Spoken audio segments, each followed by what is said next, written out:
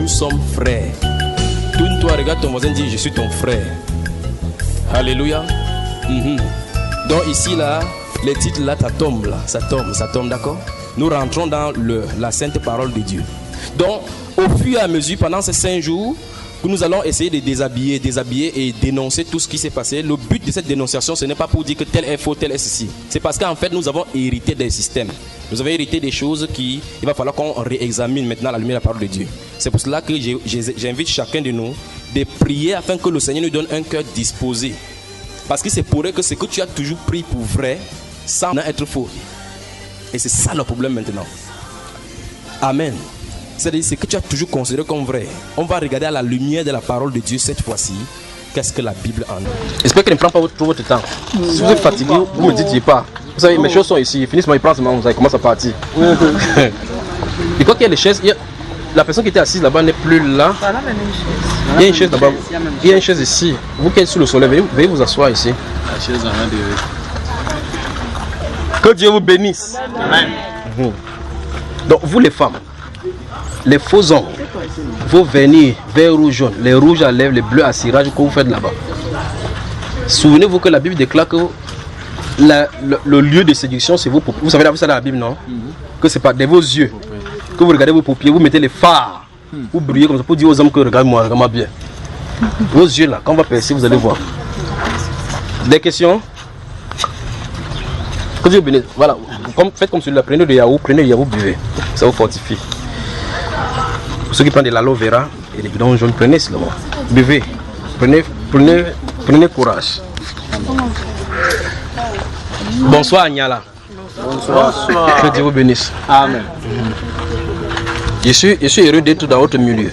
Parce que nous partageons la parole, n'est-ce pas? Amen. Sentez-vous libre. Mais je vois effectivement que quand la parole entre, ça fait son effet. Amen. Ça fait son effet. Donc peut-être si vous êtes venu pour dire que c'est quelqu'un qui est venu pour déclarer les bénédictions sur nous, voilà les vraies bénédictions qui déclarent sur vous. Amen. Voilà les vraies bénédictions. N'est-ce pas que je suis en train de déclarer les bénédictions depuis sur vous? Oui, amen.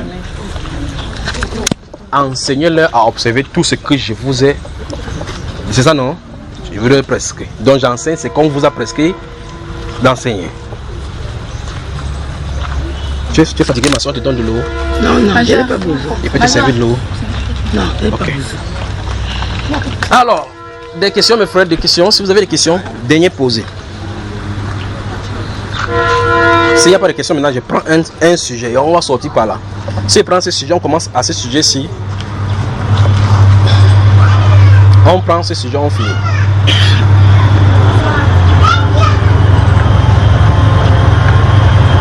Encore ce train-là. Parler du train.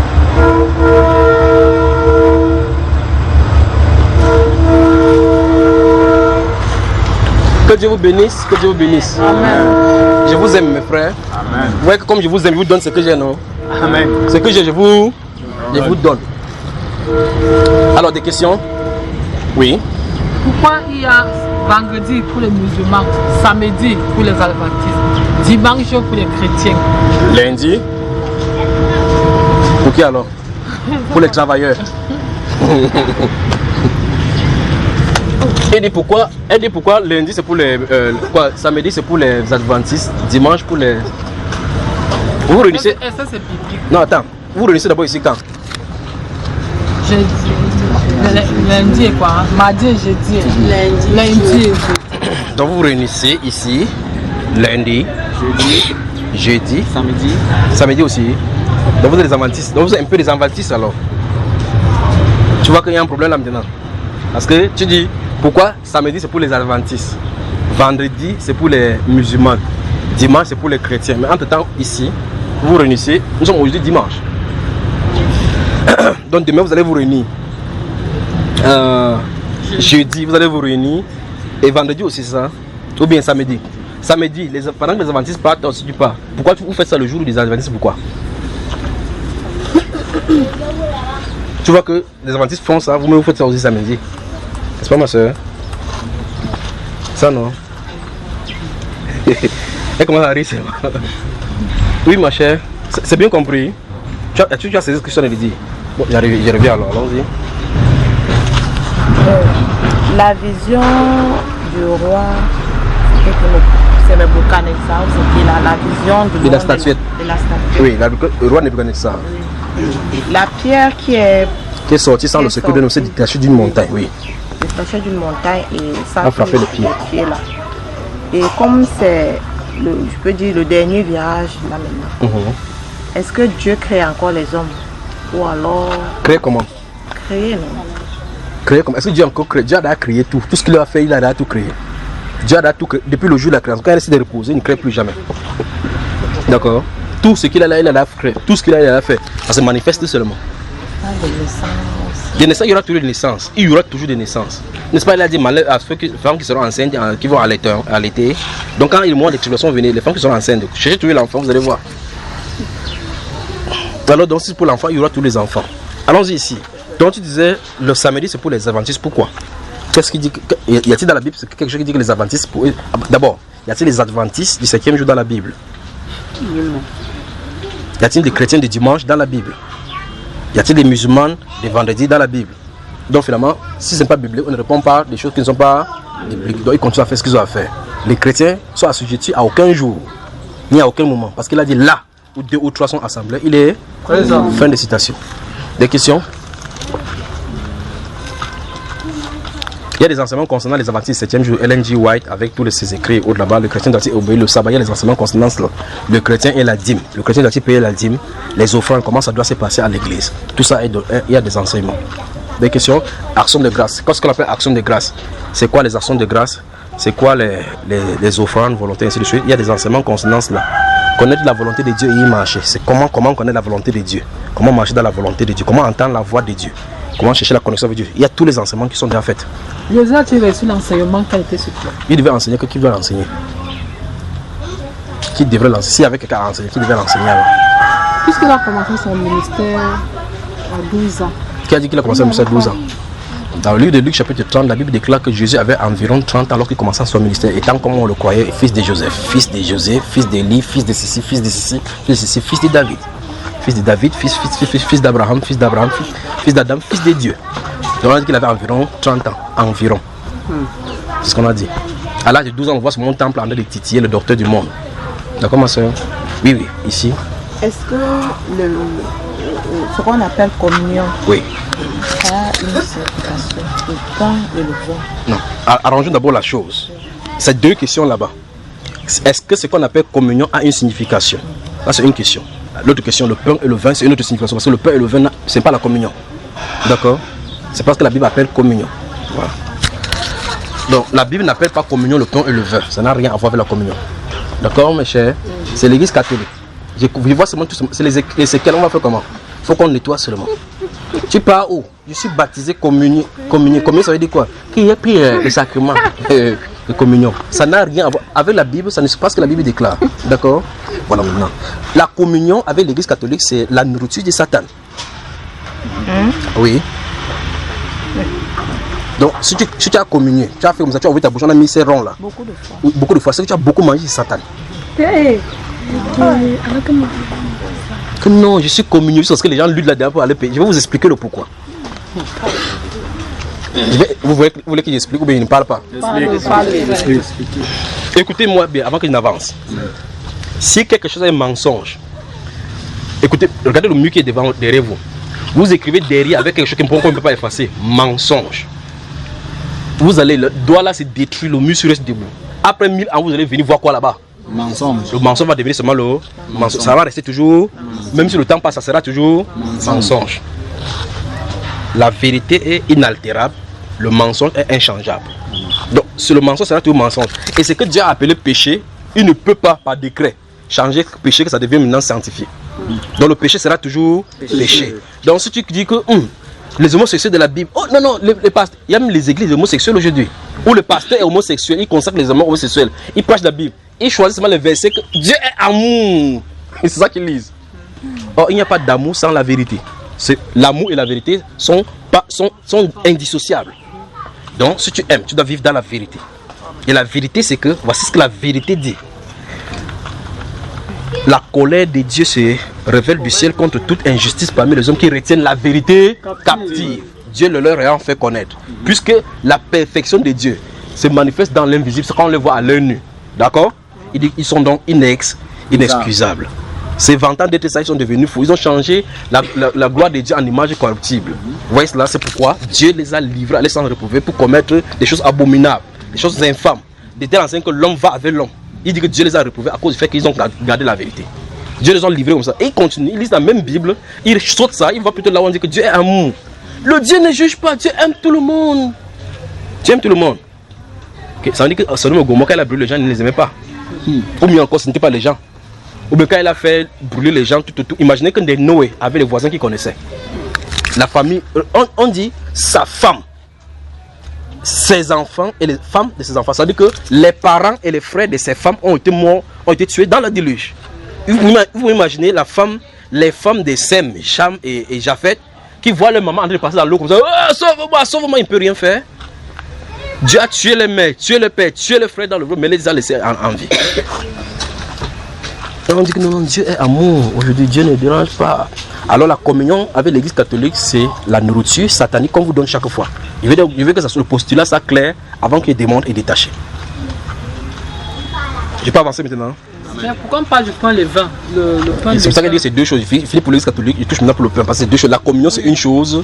Le pain et le vin, c'est une autre chose. D'accord? Donc je voulais d'abord discuter le fait que ce n'est pas le pain et le vin qu'on appelle communion. Dans l'église catholique, la communion que vous appelez, ce que vous avez communion là, remarquez bien quand on dit pas la communion, vous entendez ces choses qu'on fait comme ça, on chante, on deux dans la bouche. Ça on appelle communion.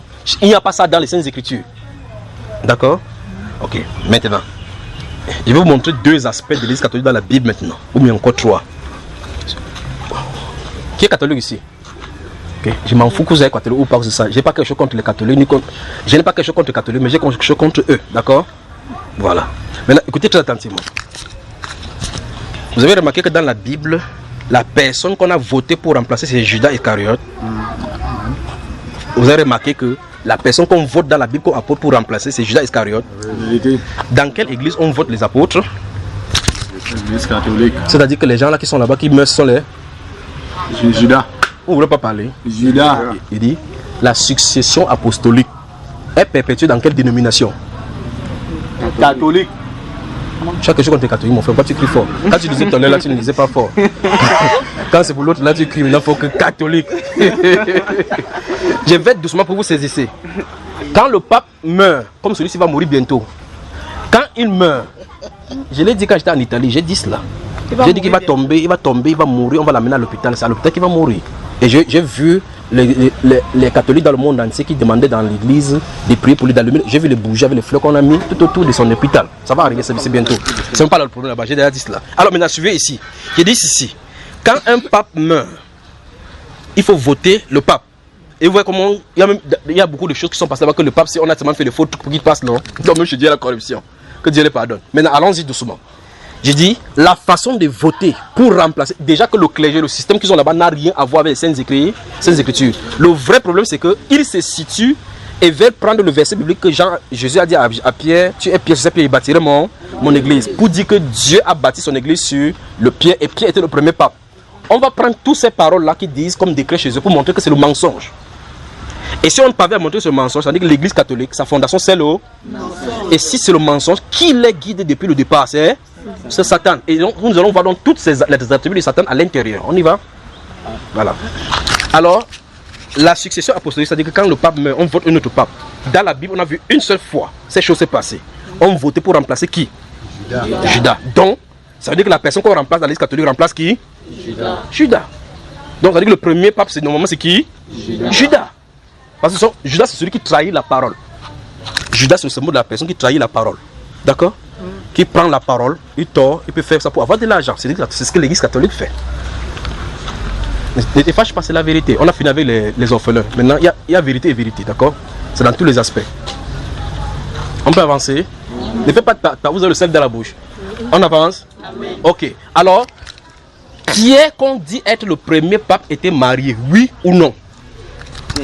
Qui était marié, non? La Bible dit que Jésus est sorti du temple, la belle-mère de Pierre avait la fièvre, il allait la guérir de la fièvre. 1 Corinthiens 9 dit, l'apôtre Paul dit, n'avons-nous pas le droit de mener une sœur qui soit notre femme, comme le fait Céphas et les apôtres, les autres apôtres et les frères du Seigneur, même ses petits frères étaient mariés. C'est ça ou c'est pas ça? Donc si Pierre est le premier pape, de l'église, ses successeurs doivent être mariés. Donc Pierre n'est pas le premier pape de l'église. Le premier pape de l'église, en réalité, c'est qui? Judas Iscariote. Je peux avancer? Vous allez voir tous ces mensonges là. Alors maintenant, donc, on a vu que le premier pape n'est pas l'apôtre Paul, parce que l'apôtre pape veut dire pas père. Pierre ne s'est jamais fait appeler père, parce qu'il sait effectivement que c'est devant eux que Jésus avait dit que vous êtes tous frères. D'accord? Ne vous faites point appeler maître, ne vous faites point appeler, vous êtes tous frères. Et on voit dans les écrits comment il dit aux frères qui sont ici. Et bien plus, en 1500, il y a cette doctrine-là en Latran, ce qu'on appelle le concile de Latran. On a sorti l'infaillibilité papale. Je ne sais pas si vous les catholiques, vous connaissez même vos doctrines. L'infaillibilité papale, c'est-à-dire que, je vais citer tel que c'est dit et puis vous expliquer.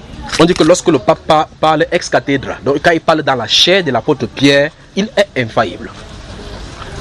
C'est-à-dire que quand il parle en tant que successeur de Pierre, il est infaillible. C'est une doctrine démoniaco-démoniaque. C'est-à-dire que quand il a dit quelque chose, on ne peut pas changer. Et c'est comme ça que l'Église catholique a cherché le bois. Les bois au courant des siècles, ils ont attaché les mains dessus. Parce qu'ils ont déjà dit qu'ils sont infaillibles. Et il y a des choses qu'ils ont dit qui sont contre aux Écritures. Si un ne peut pas venir dire maintenant que changeons ça, ça remet en cause même sa propre parole. Parce qu'on a d'abord dit qu'eux, ils sont infaillibles. Ils ne peuvent plus changer dans ce que les autres ont dit. Vous voyez? Donc, par conséquent, l'Église catholique est accumulée. Est acculée par des fausses doctrines, des doctrines diaboliques. C'est plein. Les prières pour les morts, l'encens, le pèlerinage, tout cela, les adorations des statues, et ainsi de suite. Puis 12, quand en 1950, il a dit qu'on commence à vénérer Marie. Mais c'est en 471, sur Nestorus, que ça a commencé à Constantinople. Vous voyez? Quand on a poussé ces choses, la grande et la déesse de Diane, on a pris Astémis, et la reine du ciel, pour mettre dans le paquetage à Marie. En prenant le nom Marie pour mettre là-bas, pourquoi on dit que c'est la mère de Dieu? Ça n'a rien à voir, pas vrai? Maintenant écoutez, je commence ici pour de ça. Ça veut dire que l'église catholique, sa fondation, c'est le mensonge. J'avance avec le mensonge pour vous comprendre là où le mensonge se trouve. Parce que jusqu'à là, c'est comme si c'est une spéculation. Maintenant, lorsque l'église catholique est née, on dit d'elle que Jésus a dit au premier apôtre que tu es Pierre. Et tu sais, Pierre, je bâtirai mon église. C'est dans Matthieu chapitre 16, verset 18. Ouvrons cela et vérifions. Nous parlons de communion maintenant. Vous voyez que pour parler de communion, on ne peut pas juste glisser que la communion c'est telle chose. Il faut que vous expliquiez la fondation. Parce que quand on parle des choses, les gens disent que non, on juge les églises des autres. On ne juge pas les églises des autres, on dit la vérité. Si vous voulez manger sur le serpent, mangez. Vous voulez boire son venin, buvez. Mais on va quand même vous dire que c'est le venin. On va quand même vous dire que c'est le venin. D'accord? Bon. Matthieu chapitre 16. Ce qui se passe dans ce Matthieu chapitre 16, c'est qu'à partir du verset 16, le Seigneur va lui poser la question que disent les gens de moi? Les gens pensent quoi de moi? Ils disent, l'autre pense que tu es Jérémie. L'autre dit que tu es l'ancien prophète. Parce qu'on pensait de lui que c'est le Jean-Baptiste même qu'on a tué qui est revenu en vivant. C'est pour ça qu'il fait des miracles. Et puis il s'est tourné vers ses disciples, il a dit et vous, que dites-vous que je suis? Quand il a dit que dites-vous que je suis, il dit qu'est-ce que vous connaissez de moi? Parce que chaque jour ses disciples étaient surpris de lui. Quand il posait un acte, on dit que il se pose la question qui est même celui-ci? Il calme la mer. Il dit mais qui est même celui-ci même que la mer? Il ressuscite et dit que qui est celui-ci? Vous voyez cela? Les disciples étaient émerveillés par les différentes prouesses et ses manifestations. Alors il pose la question, ok, les gens disent que je suis Jérémie, l'autre dit que c'est un ancien prophète. Vous pensez quoi? Ça c'est ce qu'eux disent. Ils n'en discutent pas. Qui pensent ce qu'ils veulent. Mais vous pensez que donc, je suis qui? Pierre ouvre la bouche. Il dit tu es le Christ, le Fils de Dieu vivant. Puis le Seigneur se tourne vers lui et dit tu es heureux, fils de Jonas. Ça se trouve là-bas, vérifiez votre Bible. Tu es heureux, fils de Jonas, car ce ne sont pas la chair et le sang qui t'ont révélé cela. C'est-à-dire, tu n'as pas appris ça dans l'école de théologie. Tu n'as pas allé chez les hommes pour qu'on puisse apprendre ceci. Il dit, mais c'est mon Père qui est dans les cieux qui te l'a révélé. Qui t'a fait quoi? Entourez ces mots dans votre livre. Si vous avez vu ça, si ça se trouve chez vous, hein, que c'est le Père, mon Père qui est dans les cieux qui te l'a révélé.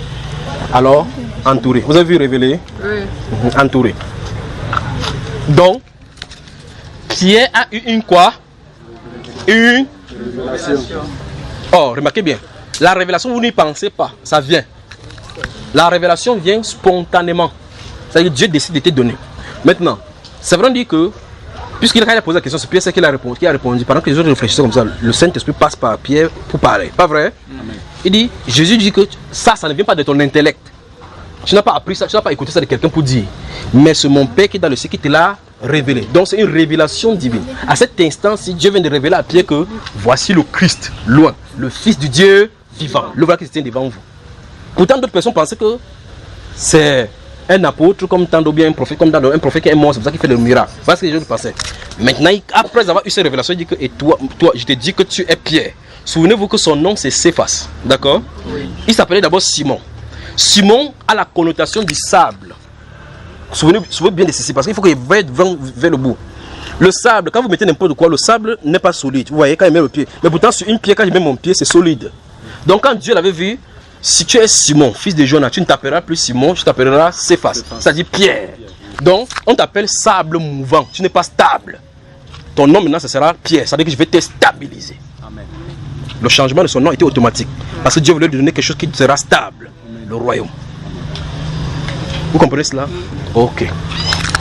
Alors, c'est Jésus qui a appelé Simon, parce qu'on l'appelle Simon Pierre. En grec, c'est Képhas. Céphas, c'est-à-dire Céphas, Pierre. Alors, c'est vraiment dit Simon. H a été changé pour Pierre. Donc, c'est le nom que Jésus lui a donné de nouveau. D'accord? Parce que sa destinée était liée à ce nom-ci. Il fallait qu'il soit quelqu'un qui est solide. Remarquez très attentivement comment il fuyait partout. Quand ça n'allait pas, il prend le couteau et coupe tes oreilles. Pas vrai? C'est lui qui a coupé les oreilles. Maintenant, il dit, tu es Pierre. Et sur cette... En réalité, regardez bien ces versets. Tu es... Pendant qu'il parle, lisez. Tu es... Je veux que vous entourez le Pierre, le premier Pierre là. Tu es... Et que sur cette... Et que sur cette... Souligné. J'ai dit le premier entouré. Papa, dans ta version, c'est écrit quoi? Tu es... Le verset 18.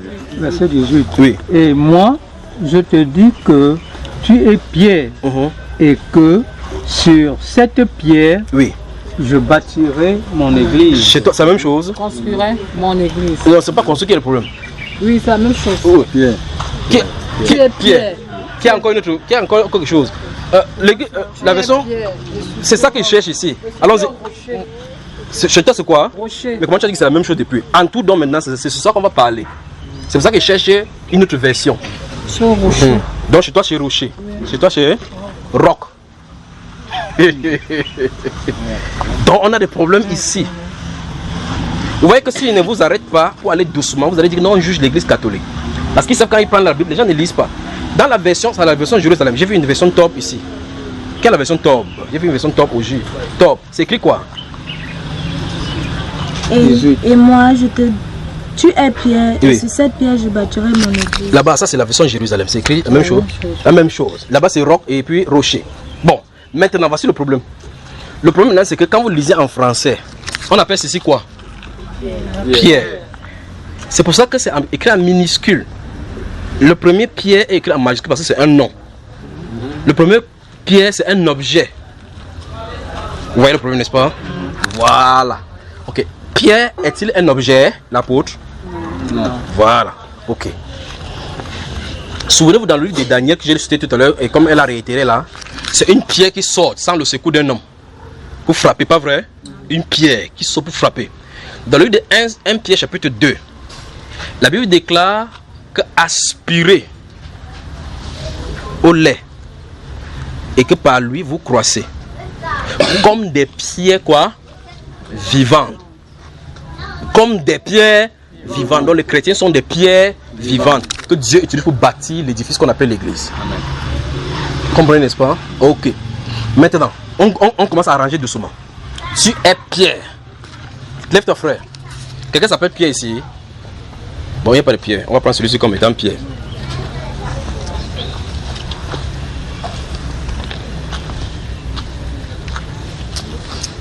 Lève-toi aussi. Toi, tu as arrêté quoi à main? Hein?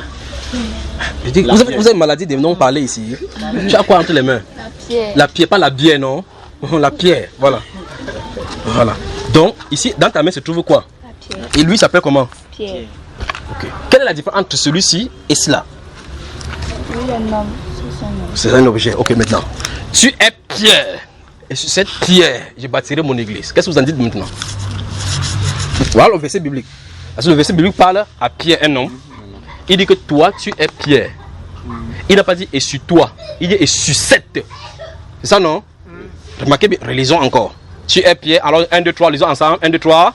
Tu es Pierre, et sur cette pierre, je bâtirai mon église. Vous voyez que la phrase même ne dit pas ce que l'Église catholique dit normalement. Parce qu'il ne dit pas que tu es Pierre. normalement, si c'était lui dont on parlait, on dirait que tu es Pierre et c'est sur toi qu'il veut bâtir mon église. Il dit, si tu es Pierre, sur cette pierre, je bâtirai mon église. Maintenant, il faut qu'on identifie quelle est cette pierre. C'est ça qu'il faut identifier. Parce que si on identifie ça, le problème est terminé. D'accord? Quelle est la particularité pour que Jésus parle à Dieu, Jésus parle à Pierre de cette façon? Qu'est-ce qui s'est passé là-bas? Pierre a eu quoi? La révélation. Donc Pierre avait la révélation. Donc le rocher c'est le symbole des le rocher c'est le symbole des révélations. Donc la connaissance, l'église du Seigneur Jésus-Christ est bâtie sur la révélation de qui il est. Amen. Allons-y, assieds-toi mon frère. Assieds-toi avec la révélation. Hein? Toi, assieds-toi. Donc vous voyez que cette personne, ce qu'on appelle Pierre, a une chose qu'on appelle la révélation. Amen. Il dit que Pierre, sache que c'est dans la révélation de la personne que l'église est bâtie. La Bible déclare en effet dans le livre d'Éphésiens chapitre 2, verset 20, que vous avez été bâtis sur le fondement des apôtres et des prophètes, Jésus-Christ étant la pierre angulaire. Parce que c'est la pierre de révélation. La révélation de la personne qui est Christ fait que tu connaisses exactement ce qu'est son église. Amen. Arrête frère. Vous avez compris maintenant? Donc, maintenant, au-delà de ce que l'Écriture dit en clair comme ça là, commençons à montrer le non-sens. Souvenez-vous, je vous ai dit dans un autre épisode ici depuis le matin, je vous ai dit que Satan c'est un grand serviteur de Dieu qui a pour mission d'échouer. Et il échoue toujours. Et son échec c'est que quand il va faire n'importe quel faux, il va faire ça, on va toujours voir. Bon maintenant, on a expliqué que Pierre et le rocher c'est deux choses différentes. Donc Jésus est bâti sur la révélation, l'église est bâtie sur la connaissance de qui est Jésus. Maintenant, si ceci est connu, la question c'est, on va commencer à interroger maintenant la phrase catholique qui veut s'approprier ces versets. À supposer donc que l'église donc est bâtie sur l'apôtre Pierre. Première question. D'après la Bible, c'est quoi l'église? Vous allez commencer à voir maintenant comment les doctrines diaboliques de l'église catholique tombent là maintenant. Dites-moi, c'est quoi donc l'église? Qu'est-ce que la Bible appelle par église? Tu veux parler? L'église c'est quoi? L'église c'est un endroit où on se réunit pour rendre grâce à Dieu. À haute voix pour qu'on l'entende. Un endroit où on se réunit pour rendre grâce à Dieu. Applaudissez pour elle. Maman, tu dis que l'église c'est? C'est tout la même chose que dit là où c'est-à-dire quoi? Les chrétiens vont se rassembler. Les chrétiens vont se rassembler. Si ma mémoire est bonne, ta boutique est ici en haut. Et toujours après toi, il y a un endroit en bas où on prie. C'est l'église là-bas. Pourquoi tu as traversé ça pour venir ici?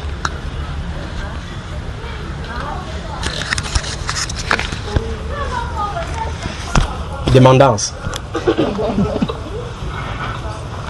Explique-nous le pourquoi. Parce qu'elle a défini l'église comme étant le lieu où les chrétiens se rassemblent pour prier. Ceux qui sont là-bas, sont-ils pas les chrétiens? Je ne sais pas, papa. Elle dit qu'elle ne peut pas témoigner de leur foi. Donc elle ne peut pas les appeler chrétiens. Mais si elle lui demande maintenant qu'il prie où là, elle va dire que c'est l'église. Pourtant, d'après sa définition, l'église c'est l'endroit où les gens se réunissent pour prier. Donc si c'est venu pour prier, alors c'est l'église. Pourquoi tu ne peux pas donc prier là-bas? Tu viens plutôt ici. Donc ma jeune fille, ça veut dire que si elle comprend bien, nous sommes ici, c'est l'église ici. C'est ça non? Elle regarde d'abord les arbres, elle dit que mais sous là, parce qu'elle a dit que c'était là où on raisonnait.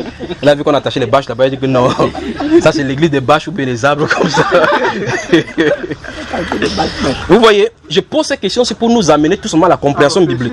Vous voyez, dans aucun verset de la Bible, la Bible n'appelle pas un lieu l'église. Amen. Donc l'église n'a jamais été définie comme un lieu où les gens partent prier. Nulle part. Ceci est important pour comprendre cette doctrine diabolique de l'église est bâtie sur Paul. Parce que quand vous les demandez, vous dites, ok, Pierre est le premier pape de l'église, l'église est bâtie sur lui. Vous dites que, ok, l'église est bâtie sur lui où? On va vous dire c'est le basilique quoi? Saint-Pierre qui est à Rome. Ok. À supposer, jusque là c'est toujours très grave. Si c'est donc l'église qui est bâtie à Rome, qui est bâtie sur Pierre, donc ça veut dire que le cadavre de Pierre est en bas, n'est-ce pas? Ok. Sainte Monique qui est ici là. Dieu, il avait aussi dit que c'est bâti aussi sur Sainte Monique. Jésus avait dit que c'est bâti sur qui? Donc ça veut dire que si c'est comme ça, alors c'est seulement l'église catholique qui est à Rome, sur Pierre qui est conforme. Tous les autres sont faux. C'est deux choses l'une. Soit l'église catholique est totalement dans la vérité, les autres sont fausses. Soit les deux sont fausses et que rien n'est vrai là-dedans. Pas vrai? Et je veux qu'on se comprenne très attentivement. Si l'église catholique a raison en disant que Pierre, l'église est bâtie sur lui, et ils disent que c'est l'église Saint-Pierre de Rome, qu'à l'intérieur en bas, son cadavre se trouve en bas. et qu'on a construit l'église catholique qui est là-bas sous son cadavre, que c'est ça l'église dont Jésus-Christ parlait. Donc, c'est construit en 600. Donc, Jésus-Christ a parlé en l'an 30, donc à 30 ans de son ministère. Ça a duré plus de 600 ans. Pierre est mort. Donc, depuis que le temps que Pierre est mort, jusqu'à ce que l'église catholique vienne, il n'y avait pas d'église sur la terre. Vous voyez que c'est un non-sens, pas vrai? Puisque l'église catholique est venue en 600, n'est-ce pas? Donc, du moment où Jésus-Christ a parlé comme ça, jusqu'à ce qu'il est parti, les apôtres sont morts, deux hommes morts jusqu'à l'an 600, il n'y a pas d'église. Y avait-il l'église sur la terre? Y avait-il l'église catholique? Non. Vous avez des problèmes là. Vous avez des problèmes. Vous comprenez, n'est-ce pas? Ok. Deuxième chose encore, en supposant que l'église est toujours bâtie sur l'apôtre Pierre, c'est vrai, on dit, il va falloir que l'apôtre Pierre soit mort à Rome. Or, il n'y a aucune trace historique pour montrer que Pierre n'ait jamais mis son pied à Rome. Voilà encore un autre mensonge. On continue toujours les supputations. Ça veut dire que si on continue toujours comme ça, en supposant que l'église catholique est bâtie sur Pierre, ça veut dire que toute autre église catholique dans le monde entier est dans la fausseté. Parce que dans ce verset du chapitre 18 de Matthieu, du verset 18 du chapitre de Matthieu 16, il dit: je bâtirai mon église. C'est au singulier. Ce n'est pas au pluriel. Donc ça veut dire que si c'est une, ça doit être une seule. Et si vous pouvez leur montrer que voici ça, alors l'autre n'est plus ça. Nous sommes d'accord, mes soeurs? Nous sommes d'accord, non? Parce que là-bas, il n'est pas parlé, il n'a pas dit tu es Pierre, je vais Pierre, il bâtirait mes églises. Il n'est pas dit ça au pluriel, il dit au singulier. Alors, s'il y a l'agit démonstratif au singulier, c'est mon église, alors ça veut dire que ici, cette église-ci, si c'est elle qui est vraie, les restes de l'église catholique dans tout le monde entier est faux, parce que c'est celle-là qui est vraie. Ça veut dire que tout le monde irait là-bas. Vous voyez qu'eux-mêmes ne sont pas sûrs avec eux-mêmes, n'est-ce pas? Alors où est-ce qu'on se retrouve maintenant? On se retrouve avec une succession de mensonges. Parce que l'église de Dieu n'est pas bâtie sur le cadavre. Parce que c'est un. Deux, ce verset-là dit: et les portes du séjour des morts ne prévaudront point contre elle. La Bible dit que la Russie va frapper l'église catholique avec la bombe nucléaire. Détruire le Vatican, c'est ce que ça va détruire. C'est écrit là-dedans. Quand on va la détruire parce que c'est elle qui fait le commerce avec le roi et souiller la terre avec toutes ses iniquités. La Bible dit cela. En une seule heure, son jugement est venu. Elle est tombée, Babylone la grande, la mère des impudiques et des abominations de la terre. Alors on va la frapper avec la bombe nucléaire. Quand on va la frapper, ça va frapper à Rome. Boum, le Vatican va disparaître. La Bible déclare: les portes du séjour de bon ne prévaudront pas contre l'église du Seigneur. Donc quand, au mieux encore, avant que ça n'arrive, s'il y a un tremblement de terre à Rome, ça peut détruire ça, non? Si ça tombe, n'est-ce pas, le tremblement de terre seulement a vaincu l'église du Seigneur. Mais lui dit que les portes du séjour de bon ne prévaudront point contre elle. C'est-à-dire quoi? Si vous regardez la Bible, comme nous avons vu ici dans le cas des songes, quand Dieu donne une révélation, personne ne peut plus jamais l'arrêter. Parce que la révélation est imbattable. Quand Joseph a eu sa révélation, comme on l'a vu ici dans le cas des songes, quelque chose a empêché. En voulant faire du mal à Joseph, vous en avez accompli plutôt le songe sans vous en rendre compte. Parce que la révélation a été donnée. D'accord? Toutes les révélations de Dieu sont imbattables. C'est pour ça que la Bible est révélée. Toute personne qui veut lutter contre la parole de Dieu lutte contre lui-même. Vous ne pouvez pas arrêter. Parce que c'est une révélation. Donc la révélation, c'est le rocher solide sur lequel Christ est bâti son église. Amen. Vous avez suivi? Amen. Alors, premier mensonge, l'église catholique n'est pas bâtie sur Pierre. Deuxième mensonge, Pierre n'est pas le premier apôtre de l'église. Pierre n'a jamais été le premier pape de l'église. Il n'a jamais été le. Deuxième chose, il y a des doctrines là-bas, les prêtres ne se marient pas et autres, mais ils couchent avec les nonnes et autres. C'est grave là-bas, les prêtres qui ont les enfants, c'est autre chose là. Mais la caste et la classe des sacrificatures telles que chez les catholiques, c'est exactement ce qui était à Babylone au temps de Nebuchadnezzar. Quand vous voyez les magiciens qu'on a vu tout à l'heure dans Daniel, qu'on a appelés là, ce sont eux là. Ce sont eux qui révèlent maintenant cette majesté. Pas étonnant que le titre Pontifum Maximum, vous avez entendu Pontifum Maximum, c'est-à-dire que c'est celui qui est le pont entre Dieu et les hommes. C'est quand même terrible. Parce que donc un pape avait déclaré que nous avons sur la terre, nous tenons sur la terre le remplaçant de Dieu. Souverain pontife. Vous entendez cela? Le souverain pontife. Donc, le seul pont par lequel sans lui on pouvoir rencontrer Dieu. Jésus a dit sur la terre: je ne vous laisserai pas orphelin. J'enverrai l'esprit des vérités. Il vous conduira en toute heure. Il n'a pas dit que je laisserai le pape sur la terre. Il n'a pas dit laisse Pierre sur la terre. Non. La personne à qui il parlait, il y avait Pierre inclus. Il a dit: je ne vous laisserai pas orphelin. Je viendrai à vous. Il dit que si vous m'aimez, gardez mes commandements. Moi, j'ai pris le Père, il vous donnera un autre consolateur. L'esprit des vérités que le monde ne peut recevoir. Que le monde ne connaît point, il ne peut recevoir pas. Mais vous le connaissez, car il demeure avec vous et il sera en vous. N'est-ce pas ce qu'il a dit?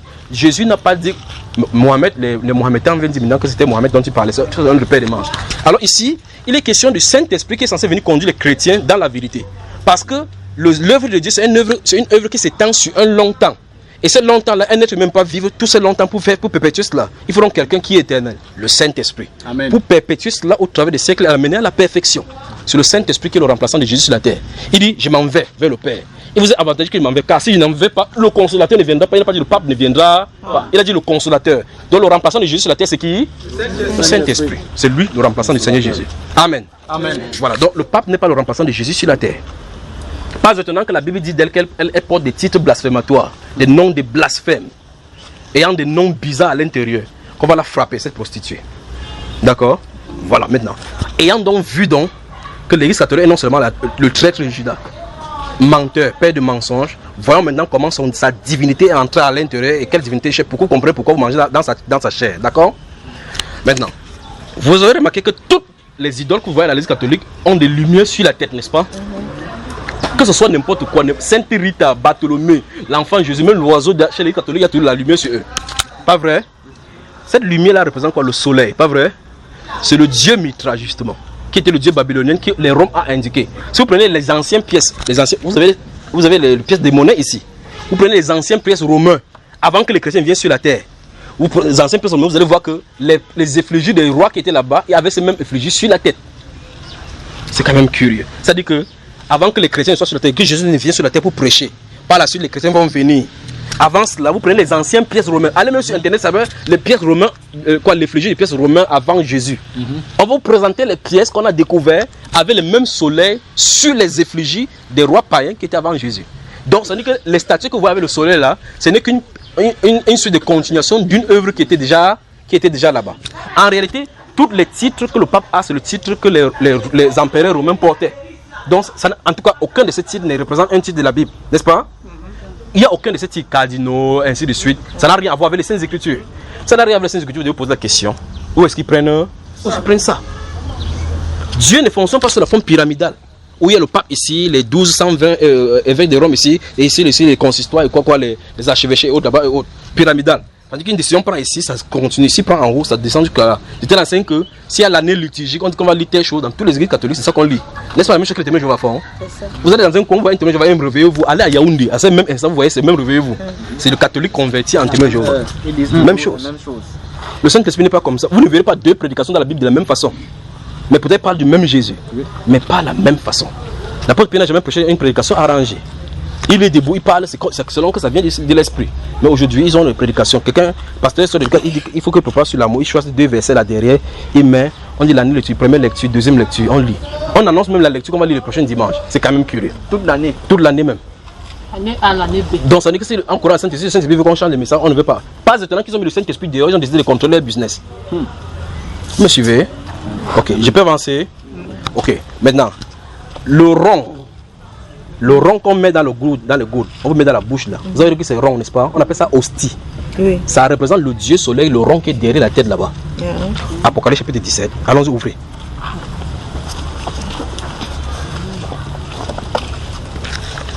Que Dieu vous bénisse. Amen. Donc, vous devez vomir ce que vous avez mangé chez Babylone.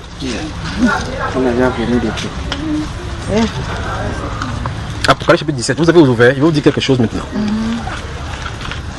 Il se pourrait que je lise, je sais que vous ne comprenez pas, mais que Dieu vous en garde, que Dieu nous en garde, vous allez comprendre tôt ou tard.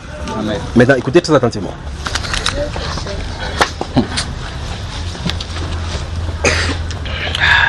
Si vous lisez la Bible ici, vous savez ce que Dieu dit. Vous regardez le monde. Chaque jour, vous allez seulement crier repentance à Dieu. Si vous lisez la Bible, vous voyez le monde. Vous voyez ce que Dieu dit du monde et ce qui est en train d'arriver. Et dans quel monde nous nous trouvons maintenant, c'est repentance chaque jour. Vous n'allez pas dire que Seigneur, donne-moi mon mari, j'arrache mon truc. Vous allez arrêter ça. Ok, maintenant, Apocalypse chapitre 17, verset 1, continuons. Alors, commençons là, verset 1. Puis, un des 7 anges, allons-y lire là, oui, à haute voix. Puis, un de ces anges qui tenait les 7 coupes d'or, oui. Et il m'adressa la parole en disant, oui. Viens, je te montrerai le jugement de la grande prostituée qui est assise sur les grandes eaux. Stoppons donc là-bas. Bon. Je vais aller doucement, d'accord? C'est pour ça qu'il dit que permettez-moi, même si vous ne comprenez pas, vous allez comprendre. Amen. Il dit que un des 7 anges qui tenait les 7 coupes, c'est le coupe de la colère de Dieu. Il mange, il verse sur la terre pour qu'il y ait des fléaux sur la terre. Un des anges a appelé Jean, il dit que viens, je vais te montrer comment on va traiter la prostituée. Une prostituée représente une femme, n'est-ce pas? C'est pour ça qu'une des fois, si je vous ai dit, vous êtes là, il y a 2 styles de femmes dans la Bible. une femme prostituée, donc là, ça aboutit à Apocalypse chapitre 17, ou bien une femme de Dieu sainte, qui aboutit dans le chapitre 19, la femme d'épouse de Christ. La description qu'on donne de cette femme-ci est pathétique. Mais on prend un être humain femme pour représenter cette personne-là. Maintenant, on dit que je vais te montrer le jugement de la grande prostituée. Et on dit que celle qui est assise sur les eaux. Bon, les eaux. Vous connaissez ce qu'on appelle l'eau, non? Ça veut dire que les fleuves, non? Oui. Bon, maintenant, quand on lisait qui est assis sur les eaux, vous pouvez penser que l'eau, ça veut dire quoi? L'eau, c'est quoi, maman? L'eau, non. L'eau de Vouri, par exemple, n'est-ce pas? Toi, qui a l'eau? L'eau de Dibamba. Courage. Toi, ma soeur. L'eau de la Snake. Elle dit l'eau, c'est l'eau. Vous voyez, si ce n'est pas la Bible qui interprète ça, chacun aura son interprétation. Dieu merci que la Bible a interprété. Amen. Et comme la Bible interprète maintenant, on va d'abord aller lire ce qu'elle dit, ce qu'elle voulait dire. Elle est assise sur les eaux. C'est que soit que cette eau. Avec la définition qu'elle va donner, on va commencer à se poser des questions pour identifier quelle est cette femme-là. Parce que si vous ne connaissez pas ce que c'est que cette eau sur laquelle elle est assise, on va dire n'importe quoi, vous ne pouvez pas dire que c'est l'église catholique. D'accord? Gardez votre esprit de enlever l'église catholique. Mais il faut qu'on l'identifie ici. D'accord? Maintenant, alors verset 15. Lis le verset 15 avant qu'on va remonter. Le verset 15 dit quoi? Et il me dit, les eaux que tu as vues, sur lesquelles la prostituée est assise, ce sont les peuples. 1. Des foules. 2. Des nations. 3. Et des langues. 4. Donc les eaux finalement c'est qui? La population. Donc vous voyez que si vous posez la question, il reste tranquille, vous allez dire n'importe quoi sauf l'autre là, pas vrai? Dieu merci, Dieu, la Bible parle et interprète son langage.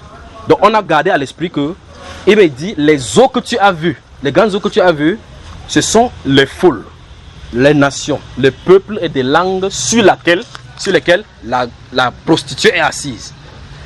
Une prostituée, c'est une femme qui a quitté le droit chemin, c'est-à-dire que quitter le cadre du mariage pour aller se livrer pour des salaires. N'est-ce pas, mes soeurs? Voilà, c'est-à-dire que quand tu donnes ton corps pour obtenir des salaires, des luxes, pour honorer ton corps, tu dis, j'ai vu la bague Saint-Germain, j'ai vu le portable iPhone 8. On te donne l'iPhone 8, on prend ton corps, tu es une prostituée. Donc si vous êtes ici, un garçon vous donne le chewing-gum, il fait bisou, tu es une prostituée. Un bisou, il est comme ça, après tu donnes un chewing-gum, ou bien tu donnes un chewing-gum, tu fais un bisou, tu es une prostituée.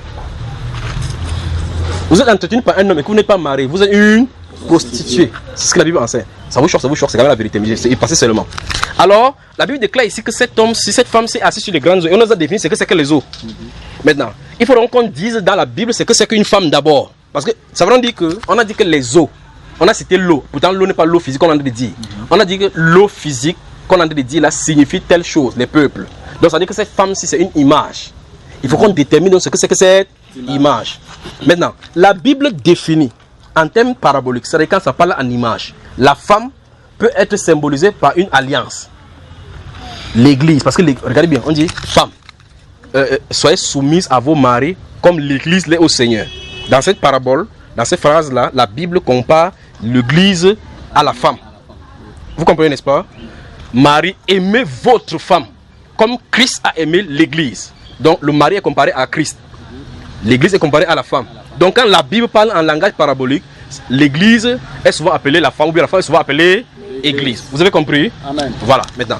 Quand la Bible parle en langage parabolique, ça peut appeler Israël, la femme, parce que la Bible appelle à Israël la femme de Dieu.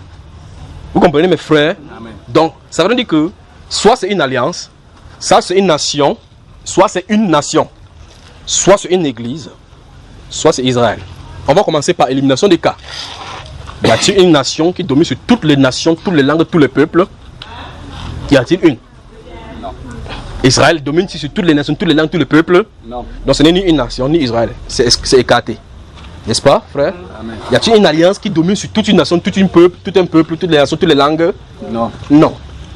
Il reste un cas. On ne pose plus la question parce qu'il n'y a que les 4 cas. Si les 3 cas ont été éliminés, forcément c'est la seule. C'est une église. Tout le monde entier, sans exception, y compris les musulmans, ont bu de l'église catholique. Tous, sans exception sur la terre. Et regardez-moi bien encore. L'église catholique, c'est la seule qui domine sur tout le monde entier. En fait, nous sommes dans le 4e royaume. Le 4e royaume est dominé par Rome. C'est un royaume, maman, allez comme ça, vous fermez. C'est un royaume qui n'a pas d'armée. Il a seulement sa bouche et sa robe blanche. Mais les chefs d'État qui ont les bombes et l'armée ont peur de lui. Vous devez vous poser la question, qu'est-ce que cet homme-ci a? En tout cas, vous allez voir tout à l'heure qu'on va redescendre encore au verset 2. Ça veut dire que c'est une femme. Mais la question maintenant, parce qu'on a dit qu'une femme est appelée en parabole église. Dans ce cas, mais on n'a pas seulement dit femme ici. Parce qu'on a dit qu'une femme, une prostituée. Pourquoi? Parce que la personne qui devait être la femme de Christ s'est prostituée avec d'autres divinités. C'est ça le problème. C'est pour ça qu'on va identifier cette divinité. Parce que mon but, je suis allé ici pour chercher le Dieu qui se trouve dans cette hostie que vous prenez. D'accord? C'est pour cela qu'on peut aller dans votre petit tabernacle. Il y a l'hostie là-bas, il vient se prosterner devant l'hostie. Parce que se prosterner devant quelqu'un, ça veut dire que cette personne-là est votre Dieu. C'est ça, n'est-ce pas? Il se prosterne en signe d'adoration devant cela. La Bible déclare, tu ne te prosterneras point devant une image taillée. On doit se prosterner seulement devant Dieu. Donc si se prosterne devant, c'est leur Dieu. En fait, la doctrine de la transubstantiation dit clairement que dans l'hostie se trouve le corps total du Seigneur. Et dans le vin et le sang se trouve totalement son sang. Donc quand on brise l'hostie, chaque miel de l'hostie contient la totalité du corps, n'est-ce pas? Il n'y a pas de doctrine satanique à l'église catholique comme ceci. J'arrive. J'avance là. Amen. Alors, on dit, nous avons vu qu'on a éliminé Israël comme étant une femme possible dans la parabole là. On a éliminé les nations comme étant une femme, parce que les nations ne peuvent pas défendre sur les nations, ça n'a pas de sens. On a éliminé l'alliance. C'est l'alliance. Dans Galates chapitre 4, la Bible déclare que les deux femmes, Sarah et Agar, symbolisent deux alliances. Donc les femmes symbolisent souvent les alliances. Alors donc, on a éliminé le fait que ce soit l'alliance. Donc il ne reste qu'une seule chose, c'est une femme, ce qui se dit église, qui s'est prostituée. La question maintenant c'est, il faut qu'on identifie sur la terre l'église qui domine sur la terre. Est-ce l'église protestante? Non. Est-ce le full gospel? L'église réveillée, je reviens bientôt. Non. Entre par ici, tu sors par là-bas riche. Non. Qui est la seule qui domine sur toute la terre? L'église catholique. Donc l'église, comment? Dans tous les pays, il a ses ambassadeurs. Le nonce apostolique est reçu comme un ambassadeur du Vatican. En plus de cela, c'est un état. C'est encore très grave. Il a son propre drapeau, son propre hymne. Quand il arrive dans le pays, on l'accueille comme chef d'état. C'est très grave. Le plus riche du monde. Avec les honneurs. Pendant que Pierre, entre guillemets, le premier Pierre, on le chicotait seulement partout. N'est-ce pas? Mais celui-ci, on le reçoit avec les révérences. Les rois de la terre se prosternent devant lui pour le baiser. Les rois de la terre qui ont le garde du corps, qui mangent dans les vourus, boivent les chameaux pour se protéger, viennent devant lui, se prosternent. Il est déjà comme ses petits frères, habit dragon, il y a non? mais quelqu'un qui n'a pas... On a peur des George Bush et tous les autres gens de l'Amérique parce qu'ils ont des bombes nucléaires. Vous faites attention, ils envoient les militaires chez vous frapper. À celui-ci, on a peur de lui. Pourquoi? Si vous ne faites pas quelque chose, il va vous faire quoi? Napoléon en a appris à ses dépens. Les rois de la France, on a appris à ses dépens. Il a déposé des rois. Il restait comme ça, il parlait comme ça, les rois fuyaient. Les rois ont l'armée, il a sa bouche. La Bible déclare qu'il parlait comme un dragon. Vous ne posez pas la question pourquoi, quand il y a n'importe quoi dans le monde, le pape vient là-bas, il parle, les gens commencent à se mettre au pas. Ça arrive là maintenant, bientôt, quand il va prendre la présidence du monde. Alors, nous avons vu que cette personne-ci domine le monde, n'est-ce pas? Il gouverne sur les peuples. Donc, il n'y a pas de coin dans le monde où il n'y a pas l'église catholique. Il n'y en a pas. Il n'y a pas de coin dans le monde. Même en Arabie Saoudite, chez les musulmans, c'est lui au moins qui se trouve là-bas. L'église catholique. Quand le pape passe là-bas, chez les gens là-bas, on le recueille sur le Coran, il fait un bisou sur le Coran. Alors que la loi musulmane interdit aux non-musulmans de toucher même le Coran. C'est terrible, pas vrai? Quand on fait la réunion pour la paix, c'est son trône seul. Vous remarquez, c'est ça comme ça là. C'est son trône qui est le plus grand, le plus élevé. Tandis que vous bavardez, que vous êtes pentecôtiste, vous venez là, vous asseyez sur les petites chaises. Lui s'assoit au milieu. Les bouddhistes viennent et prient. Tous les autres viennent et prient. Après, quand il se lève et parle, tout le monde se lève. Quand lui il entre en dernier, tout le monde s'applaudit. Le dragon lui donna son pouvoir. Mais le plus grave, c'est qu'il a s'habillé en un vêtement blanc pour mieux séduire. On avance dans la lecture. Revenons donc au chapitre 1. Donc, on dit donc, j'ai vu une femme donc, qui était assise sur les grandes eaux, n'est-ce pas, qui tendait de lire. C'est avec elle que les rois de la... Non. On était en endroit où on a dit que j'ai vu une femme qui était assise sur les grandes eaux, n'est-ce pas? Maintenant, écoutez bien.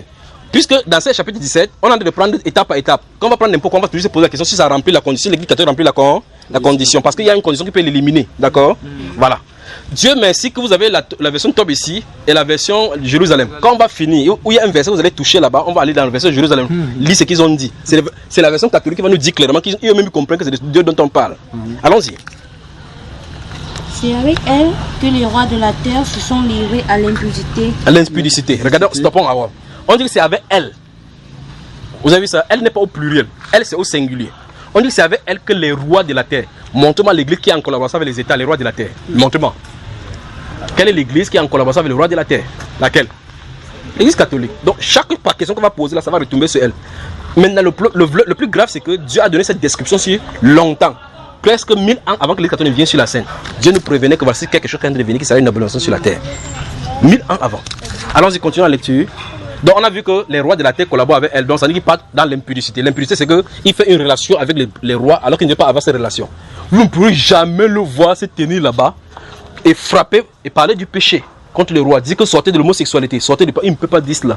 On va poser la question, il va dire que Dieu est amour. Il ne va pas trop condamner les gens. On ne juge pas. L'église est sainte. Il faut que tout le monde, accepte tout le monde. Donc sois païen. Jean-Baptiste dit au roi, Jean-Baptiste, quand le roi, il a dit qu'il n'était pas permis de prendre la femme au lieu de ta femme.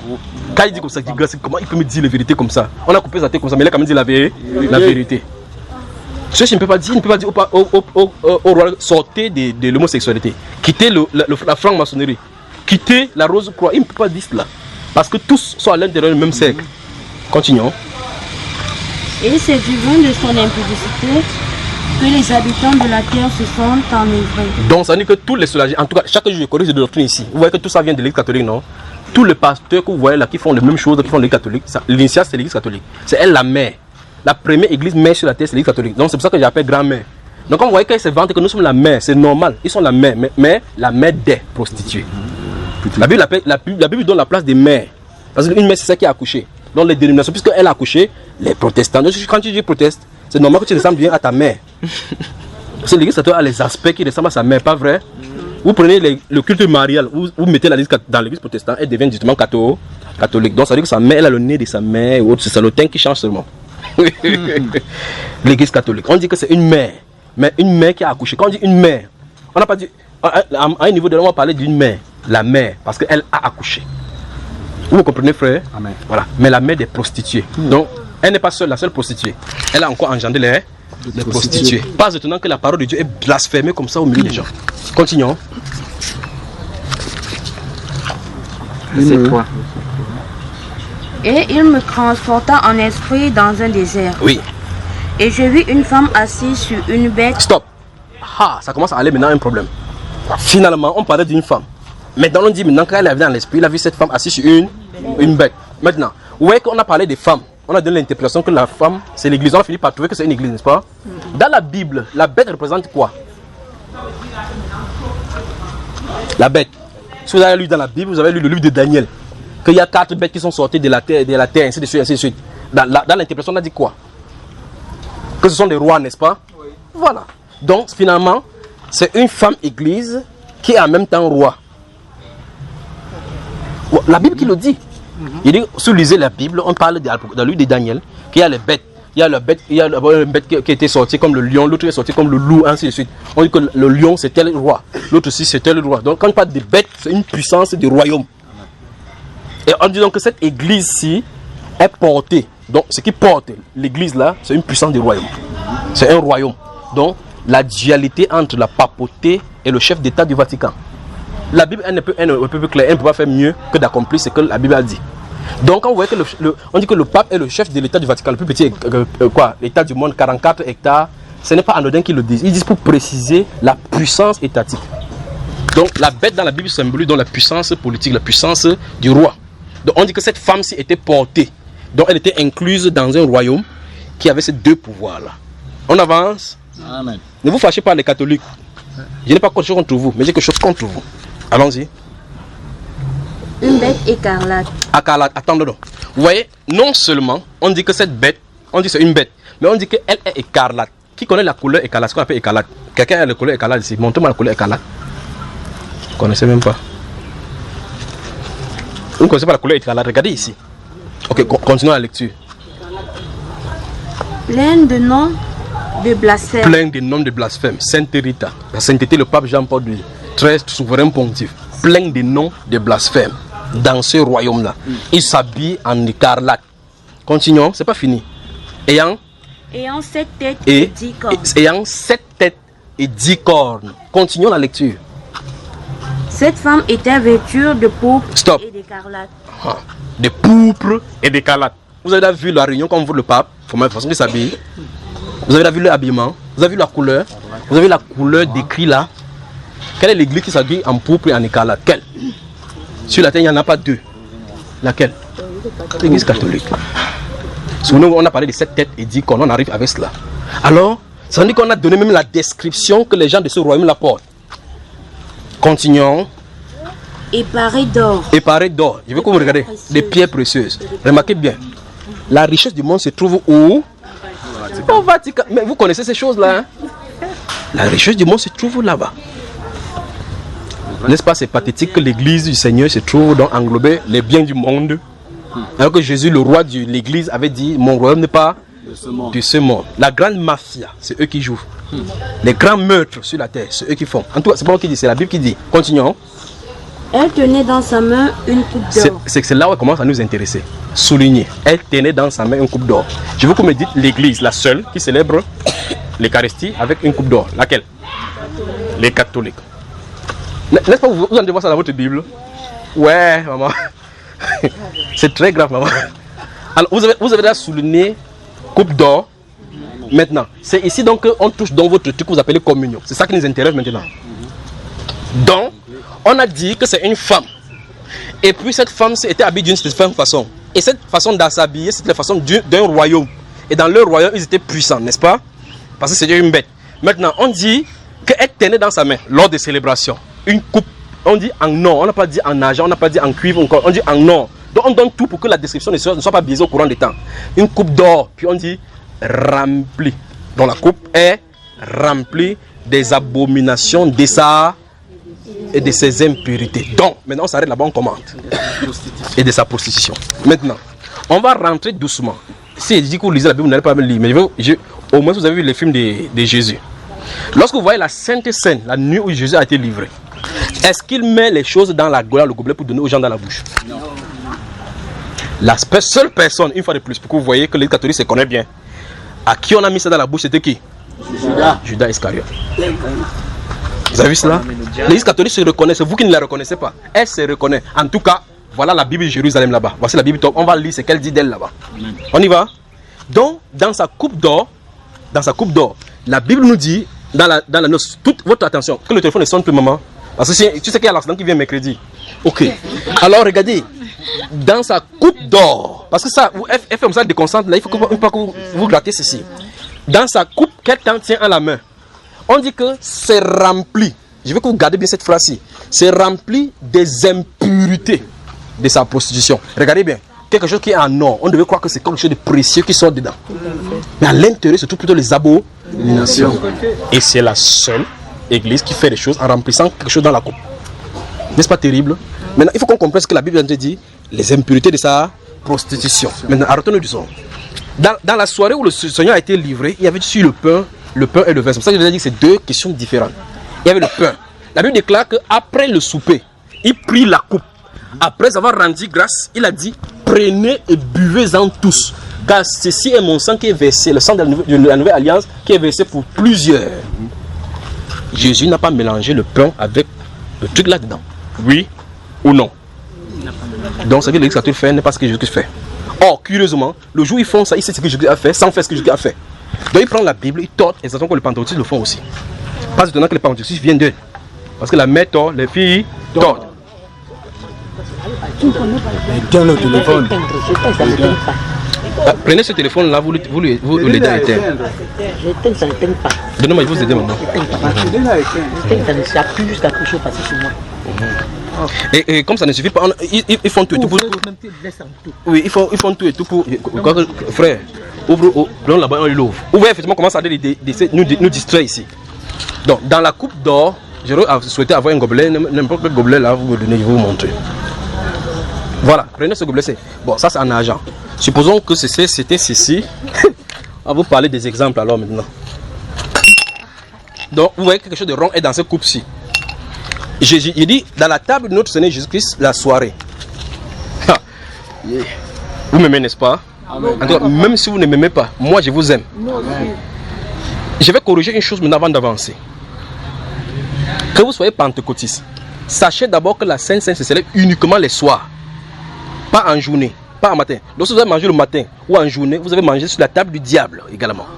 Voilà, je peux avancer? Amen. Hein, la main. Table là.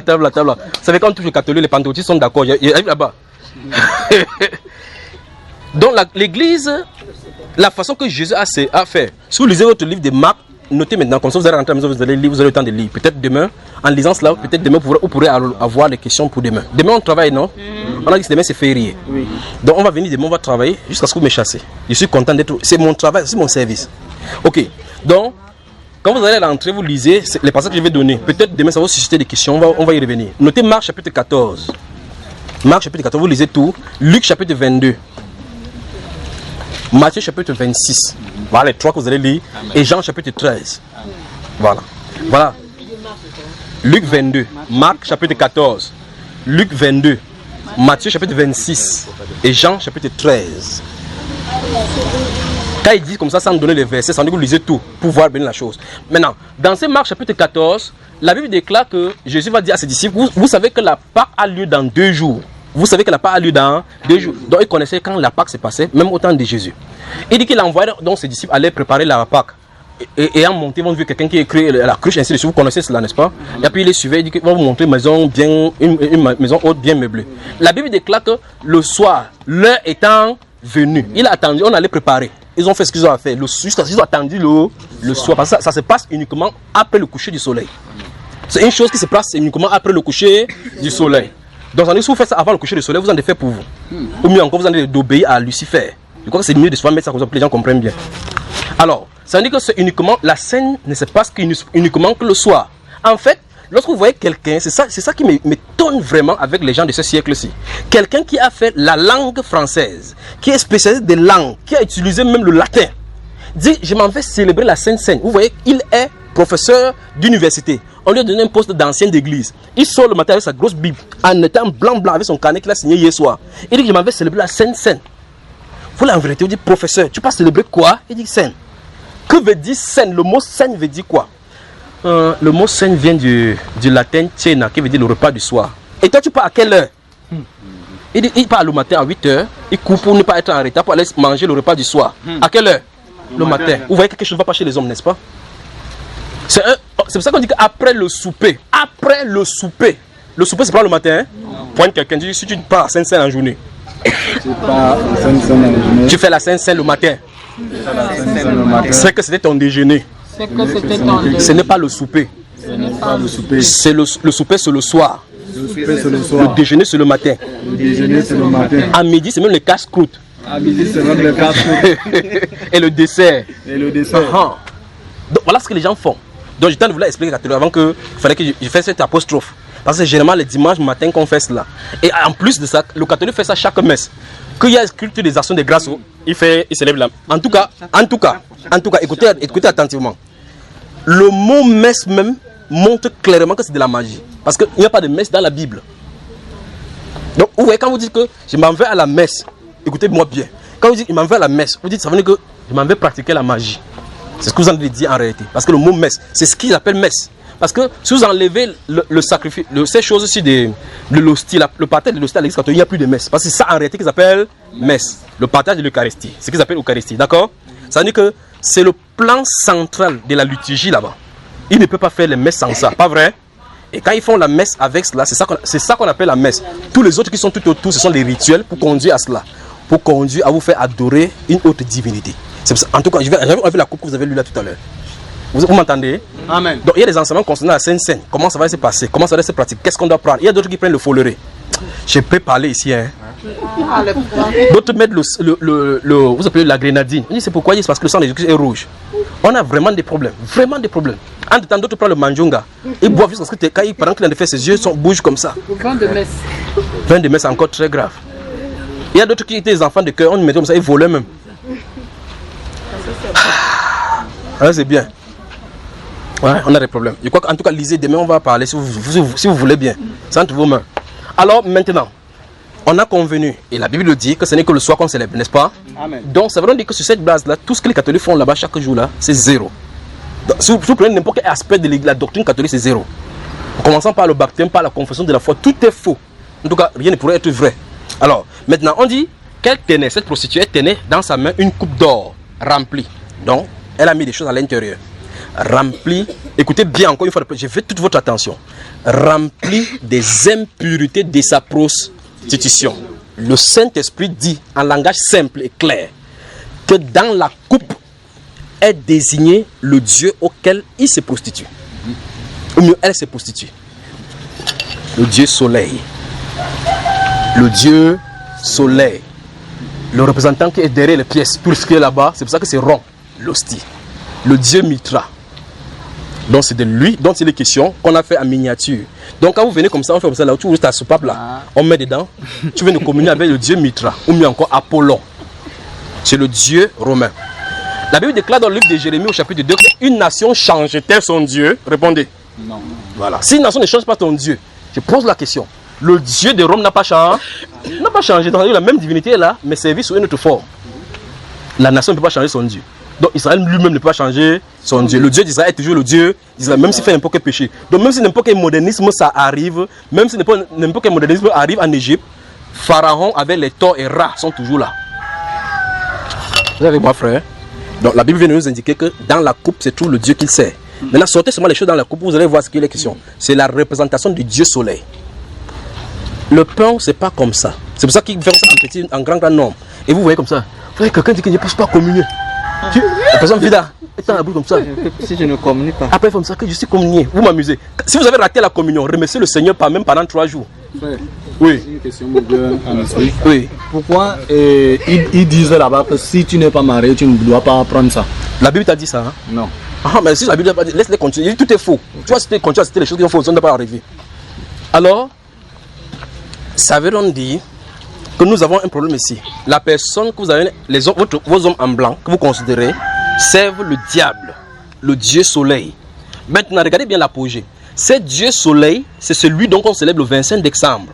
Parce que le 25 décembre, c'est la célébration du Dieu soleil, le sol invictus. C'est-à-dire que la victoire du soleil sur l'hiver, le solstice d'hiver.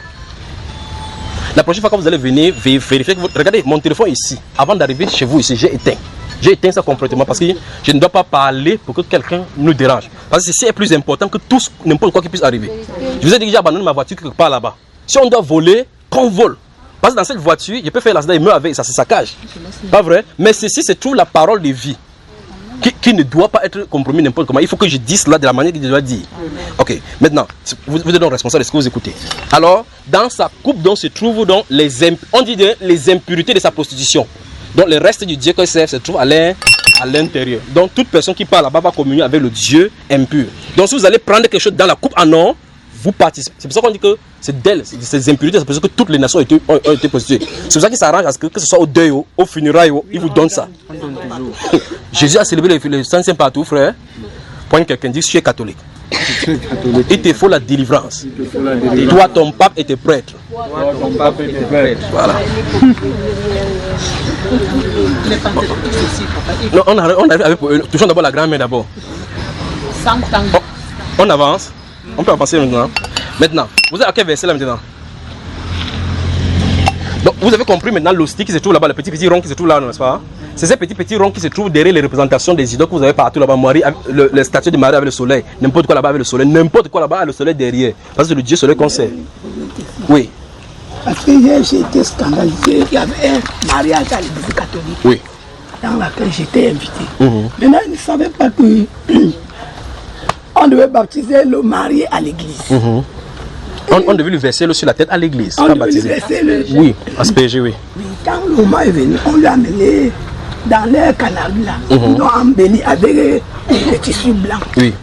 Quand il a baissé la tête pour qu'on baisse l'eau là, je n'ai pas pu supporter. Oui. Je suis sorti.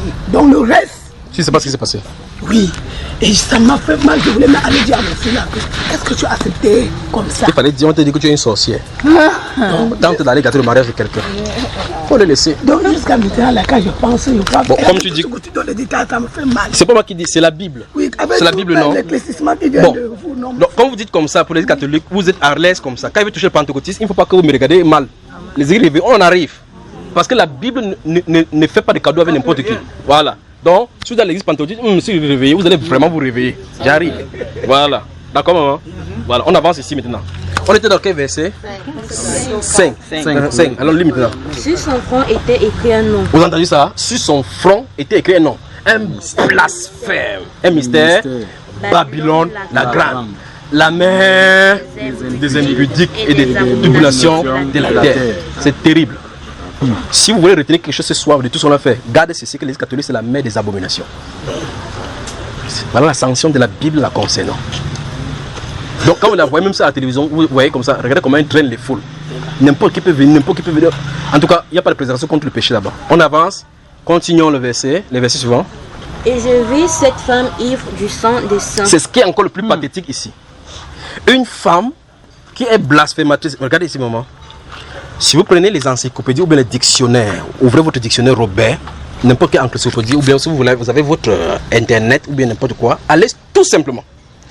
Vous ouvrez votre dans les encyclopédies, on commence par A, on donne A, Aaron, ici on donne les définitions. Allez à C. Et puis regardez CR. Et puis vous arrivez, vous avancez jusqu'à CRO. Vous avancez encore jusqu'à CROI. Vous avancez jusqu'à CROIS. Vous allez voir croisade. Et vous allez regarder qu'à partir de 1095, les premières croisades ont commencé. L'église catholique, c'est les papes qui ont initié les croisades pour aller fustiger et tuer tous ceux qui n'étaient pas en règle avec eux. Ils étaient considérés comme les hérétiques. Et la Bible dit que ce sont eux qui ont tué les saints. Et il n'y a pas aucune église, il n'y en a eu qu'une église sur la terre qui a tué les chrétiens. C'est elle qui a tué parce qu'ils voulaient que tout le monde soit sous le pape. Et les chrétiens qui connaissaient la vérité se dissociaient depuis et partaient. Comme la papauté avait le pouvoir, ils pouvaient commander les rois. Ils lançaient tous les rois de la terre en disant que les hérétiques qui sont au milieu de vous, si vous ne les tuez pas, on va vous déposer devant Dieu. Les gens lançaient contre les chrétiens. On tuait, on brûlait. Sous Néron, on en a brûlé. On prenait les chrétiens comme ça durant des cycles. Pendant qu'on faisait les cycles, on ouvrait un temple comme ça. Vous avez entendu parler des gladiateurs. On ouvre les endroits comme ça, là où les lions, on met les chrétiens au milieu avec les familles. On ouvre les lions. Les gens sont là-bas, on commence au stade. On voit comment le lion mange les chrétiens. Les chrétiens étaient là et priaient. On a pris Polycarpe et tous les autres. Pour Jean qui a écrit l'Apocalypse, on l'a tué fatigué, il n'est pas mort. On a pris l'huile, le mettre dans l'huile chaude pendant 24 heures. Ça n'a même pas bougé ses poils. On a dit que non, c'est un grand sorcier. Si on a seulement emmené à l'île de Palmos. On a expédié à l'île de Palmos. L'île de Palmos, ce qu'on peut considérer comme Guantanamo aujourd'hui. C'est là où Jésus est venu le trouver pour lui donner l'Apocalypse. J'étais à l'île appelée Palmos à cause de la parole de Dieu. Et je fus ravi au jour du Seigneur. Et j'ai vu derrière moi une voix qui criait comme une trompette. Donc il était là, dans la prison la plus exécrable qui puisse exister, à cause des Roms. L'un des plus grands persécuteurs de l'église, sur Rome, c'était Néron. Néron. Il prenait les chrétiens comme ça là. Vous appelez comme il n'y a pas d'électricité à ce moment là. On met les lampes ici, on les attachait comme ça là, on les enduisait l'huile, on met le feu sur eux. Ils brûlent en criant. C'est ça qui servait d'éclairage, les chrétiens. Donc la Bible que vous avez avec vous, les gens, pour que ça arrive vers vous, ont souffert de leur vie. Vous savez, aujourd'hui, on dit que Lydie, frère Junior, le somme là est long. C'est long. Quand on va mettre de feu sur toi, tu vas savoir que tu vas rester le somme sans qu'on ne vous dise. Donc quand vous voyez la Bible, chacun prend sa Bible, après lire, parce que Dieu va comprendre, je suis fatigué. Tu es fatigué. Attends, on met le lion derrière toi, tu vas réciter tous les sourates comme ça là. Les gens ont souffert de leur vie pour avoir ces paroles-ci. Polycarpe, avec 80 ans, on le prenait. Les officiers du roi l'ont attrapé comme ça là. Un vieillard, il était dans une maison, à chambre haute. Il a laissé cacher là pendant qu'il priait. Les frères qui étaient dans un autre appartement, on a venu pour où est le vieillard Polycarpe. Les gens disaient que non, il n'est pas là, il est sorti. Qu'est-ce que vous voulez? C'est moi que vous voulez? Il a dit oui, c'est vous qu'on veut prendre. Il a demandé que servez-le à manger. On a servi à manger à tous ceux-là, ils ont mangé. Il dit allons-y. On l'a pris, on l'a attaché. Il était là, il marchant comme ça avec les chaînes aux pieds. L'officier du roi que l'a envoyé appeler a dit mais qu'est-ce que votre Jésus là vous donne? Maudit le Dieu. Il dit que c'est juste César qui est le Dieu. Il dit comment vais-je maudire mon sauveur? Qu'est-ce qu'il m'a fait pour qu'il le maudisse? Il a continué comme ça en partant, jusqu'à ce qu'on l'a tué. On l'a mis sur le boucher, mettre le bruit, ne sait pas comment. Il a commencé à prier. Polycarpe a prié pour ses persécuteurs. Alors qu'on a dû le brûler. On a dû le brûler, il s'est mis là-bas. Il a dit Seigneur, que ma mort aussi ne sert pas seulement pour rien, mais que ça sert seulement à convertir ceux-ci qui me brûlent et autres. Mais si c'est nous aujourd'hui, on t'attend, on fait pas. Tu dis non, c'est le frère Junior qui prêche que Jésus est Seigneur. Pourquoi on veut m'arrêter? Eux, ils priaient pour les gens qui les persécutaient. C'était tellement que même ceux qui guillotinaient, il y a beaucoup de gens qui étaient des officiers, des gens qui tuaient les chrétiens. La paix qui animait les chrétiens qui étaient tués, la sainteté qui les animait faisait que même les bourreaux, après avoir tué, se prosternaient, ils devenaient chrétiens. Les bourreaux. La puissance du Saint-Esprit sortait des chrétiens et touchait les gens qui guillotinaient les chrétiens. Parce qu'ils voyaient comment les gens, pour une croyance, on dit avancez suivant, on met la guillotine, on coupe la tête, tcha, quelqu'un avance, il dit Seigneur, reçois mon esprit. Il met sa tête, on fait tcha. La personne qui est à côté de la guillotine dit que non, ça quelque chose, il y a une force extérieure en dehors d'elle. Parce que s'il n'y a pas le Saint-Esprit en toi, on fait pas, tu vas tourner comme ça 3 fois. Tu vas dire que non, moi je suis catholique, Marie, même Joseph. Mais la puissance du Saint-Esprit était en eux. La puissance du Saint-Esprit. On a fouetté, Actes des Apôtres chapitre 4, fouetté Jean et Pierre. Juste parce qu'ils avaient été déchirés. En rentrant dans la Bible déclare qu'ils étaient fiers d'être jugés, d'avoir été persécutés au nom du Seigneur. Amen. Donc tu tapes comme ça la blessure, tu dis Seigneur, merci pour la grâce que tu me donnes, que la blessure soit sur moi. À cause de toi. Quand c'est à cause de toi. Merci. Mais aujourd'hui, les gens souffrent parce qu'ils ont pris la femme de quelqu'un. Que Dieu nous en aide. Alors, les chrétiens donc ont été persécutés pour que vous ayez l'écriture. Je suis en train de prendre la place où ici où on dit que c'est chez elle on a trouvé le sang des saints. Donc les saints de Christ, c'est elle, cette église qui a détruit au courant des siècles. Ne la voyez pas comme elle est comme ça que les chrétiens sont avec nous, que la paix de Christ soit avec vous. C'est un dragon qui a de parler. C'est un dragon. Elle a l'apparence de l'agneau, mais c'est un dragon. Parce que la Bible déclare qu'elle va se réveiller encore pour persécuter les chrétiens sur la terre. Quand vous remarquez que les églises sont en train de se réunir, ils viennent chaque fois pour le conseil des peuples, le conseil écuménique. C'est la chose la plus abominable que la Bible appelle là-bas. Mais quand les gens ne lisent pas la Bible, ils disent le pape va prier, il appelle les pasteurs, les musulmans qu'on prie, on sait le même Dieu. On ne sait pas le même Dieu. C'est pas le même Dieu qu'on sait. Donc vous voyez qu'on dit réunion écuménique. On appelle tous les pasteurs à venir prier. Vous allez dans ces endroits-là, vous entrez dans l'entrée des démons. C'est pas comme ça que ça se passe. Là, le début c'est répentez-vous et que l'écriture soit votre autorité. C'est pas un homme qui doit être autorité. Donc la réunion des pasteurs que vous voyez là, que les prêtres catholiques enregistrent chaque fois on dit réunion prière écuménique pour la paix. C'est pas ça. C'est prière écuménique pour l'établissement du nouveau ordre mondial. C'est ça qu'on est en train de parler. Parce que le but c'est finalement quand vous allez vous réunir une fois. C'est la troisième fois que le gars s'est passé ici avec ton pomme là. Le but c'est ceci, les pasteurs pentecôtistes, les pasteurs luthériens, les pasteurs ceci baptistes et autres là-bas, vous réunissez finalement. Lorsque vous allez réunir en fin de compte, on a dit qu'ok, en 1500, en octobre 1500, Martin Luther avait écrit 95 contre nous. C'est ça qui vous a créé la division, il y avait des incompréhensions. Alors, vous êtes revenus à la maison à votre maman. C'est comme des filles que la mère avait chassées, ils sont revenus. Maintenant, sous mon ordre, nous avons un Dieu. Voici le carnaval à suivre. Désormais, voici la doctrine. Voilà la décret qui sera sur la terre. Dieu a présenté cela sous Daniel, où il y avait une grande statue qui avait été faite que si personne, toute personne ne doit pas adresser notre prière en dehors de Dieu, c'est que c'est Dieu là. Oui. Vous avez vu ça, frère? Amen. On dit tout le monde s'est prosterné là-bas. Parce qu'il y a un signal, on doit suivre toute personne qui ne doit pas faire cela. Voilà le signe de ce que Dieu a dit qu'il devait venir. Amen. Et souvenez-vous là où ça s'est passé? Ça s'est passé à Babylone. Vous savez ça? À Babylone. Et donc, ça va se passer sur la terre. Et la Bible déclare, seuls ceux que le nom est écrit dans le livre des vies qui ne vont pas adorer. Amen. Si votre nom n'est pas là-bas, vous allez sauf que avant qu'on ne dise que vous allez dire quoi? On sait le même Dieu, comme vous dites maintenant, vous couchez seulement qu'au sol. Donc le simple fait que vous dites qu'on sait le même Dieu sans discerner montre clairement que vous pouvez porter la marque sans en rendre compte. Alors, lorsqu'on se réunit pour la paix, vous entendez que le catholique monte à la télévision. Une messe pontificale a été dite à l'église baptisée Saint-Pierre, où on vit les représentations des musulmans. Même les musulmans savent que vous mentez. Parce que sa parole, le Coran dit que Dieu n'a pas de fils. La Bible dit que Dieu a un fils. Comment vous allez vous entendre? Comment? C'est pas l'hypocrisie que vous allez faire là-bas? Entre temps, quand vous finissez, un chaman vient, il prend la cigarette, il fume ça. À nos dieux, les ancêtres. Les ancêtres sont les dieux, frère. Donc vous voyez l'hypocrisie qu'il y en a. On invite Satan et ses légions de démons de venir gouverner sur la terre. Donc le conseil écuménique des églises, c'est la branche religieuse du nouveau ordre mondial que Lucifer va contrôler. Parce que les banques vont se réunir, les armées vont se réunir, le gouvernement vont se réunir en un gouvernement. Où il y aura un président, tous les autres sont les gouverneurs. Le signe est donné aux États-Unis. Les États-Unis se forment de 52 États, un président, des gouverneurs. Ces choses que vous voyez en Amérique, ça va se répercuter dans le monde. Le monde aura un seul président, un seul gouverneur, un seul président qui va dire et tout le reste seront des gouverneurs. On est mal barré. Si vous êtes sur la terre à ce moment-là, sachez que pour vous est cuit. Alors, la Bible déclare que personne ne pourra acheter ni vendre s'il n'a pas la marque des bêtes. Donc, si vous ne donnez pas vous ne vous soumettez pas à l'Église catholique, vous allez ficher. Et si vous allez donner votre marque, vous mettre la marque, donc vous prenez l'approbation, prenez la marque, c'est irrévocable, vous allez en enfer. Vous voyez qu'on a le temps de se repentir. Ici, il n'y a pas de persécution encore contre l'Église. Il est temps de chercher le Seigneur jusqu'à ce que l'Esprit Saint soit en toi. Pour que si tu passes par les persécutions, que vous savez que si vous quittez la terre, vous allez du côté de Dieu. Amen. Sinon, quand on va te donner temps, tu vas voir les étoiles, comme on va se faire dans les Tintins là. Tu vas régner Jésus. Regardez l'apôtre Pierre. Quand on a crucifié Jésus, on a commencé à vouloir taper comme ça. Dans le jardin, il a fui, non? Il a fui. Mais quand le Saint-Esprit était sur lui, c'est devant 3000 personnes qu'il a commencé à prêcher. Plus de 3000 personnes. Il dit que vous avez tué le juste. Pas vrai? La Bible dit que lorsqu'on a vu l'assurance avec lequel il parlait, on a dit que le type si sort de pas de il n'a pas fréquenté. On reconnaît qu'il avait été Jésus. Il avait été impacté, imbibé du Saint-Esprit. Quand le Saint-Esprit ou un, même si on fait n'importe quoi, vous pouvez tuer n'importe comment, il bavardera toujours. Amen. Amen. L'église catholique, c'est la plus grande des sectes qui arrive sur la terre. Qui est sur la terre. La plus grande. C'est le siège de la magie blanche, noire et rouge.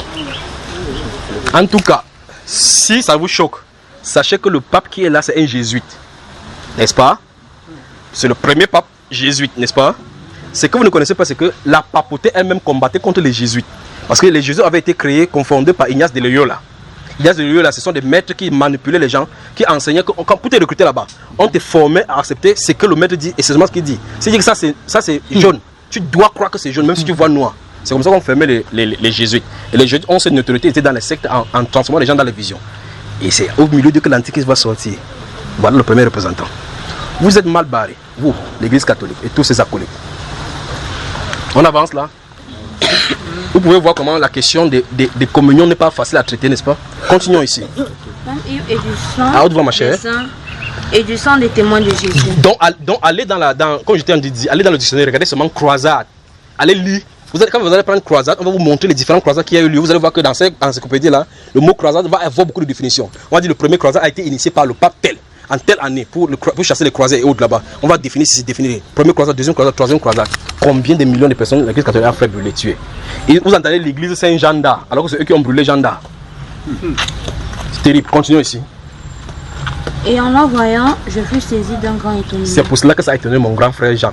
Il a vu une église qui est censée servir Christ, en train de tuer les personnes qui disent c'est servir. Il était étonné. L'ange lui dit, pourquoi t'étonnes-tu? Viens, je te montrerai le jugement de la grande prostituée et la bête qui la porte. Continuons. Et l'ange me dit, pourquoi t'étonnes-tu? Je te dirai le mystère de la femme et de la bête qui la porte. Vous entendez, non, c'est pas? Donc il y a un mystère. La femme. Il veut dire, quelle est cette femme-ci? Et la bête qui la porte, qu'est-ce qu'elle est, n'est-ce pas? Allons-y. Qui a les 7 têtes et les 10 cornes. Vous voyez que la chose a été dite en haut. 7 et 10 cornes. Il dit qu'on va y revenir. D'accord? 1, 2, 3, c'est parti. La bête que tu as vue était, et elle n'est plus. Oui. Elle doit monter de la ville pour aller à la perdition. À la perdition. Si on avait du temps. Mais il y a les enseignements concernant ici, d'accord? Il y a les enseignements. Il y en a plein de 1200 enseignements à votre disposition. Vous pouvez aller sur Bamba Iba. Vous allez sur YouTube, vous tapez Bamba Iba. Bamba Iba, B-A-M-B-A, espace I-B-A. Vous tapez, ça va vous sortir la liste des enseignements. Il y en a plus de 1000 là-bas. Vous êtes servi à toutes les sauces. Pour les femmes, pour les hommes, pour n'importe quoi. Dans tous les aspects, vous avez les enseignements là-bas. Donc il y a ça à expliquer. Continuons. Je veux qu'on aille vite avant qu'on lise la Bible catholique là-bas. Allons-y.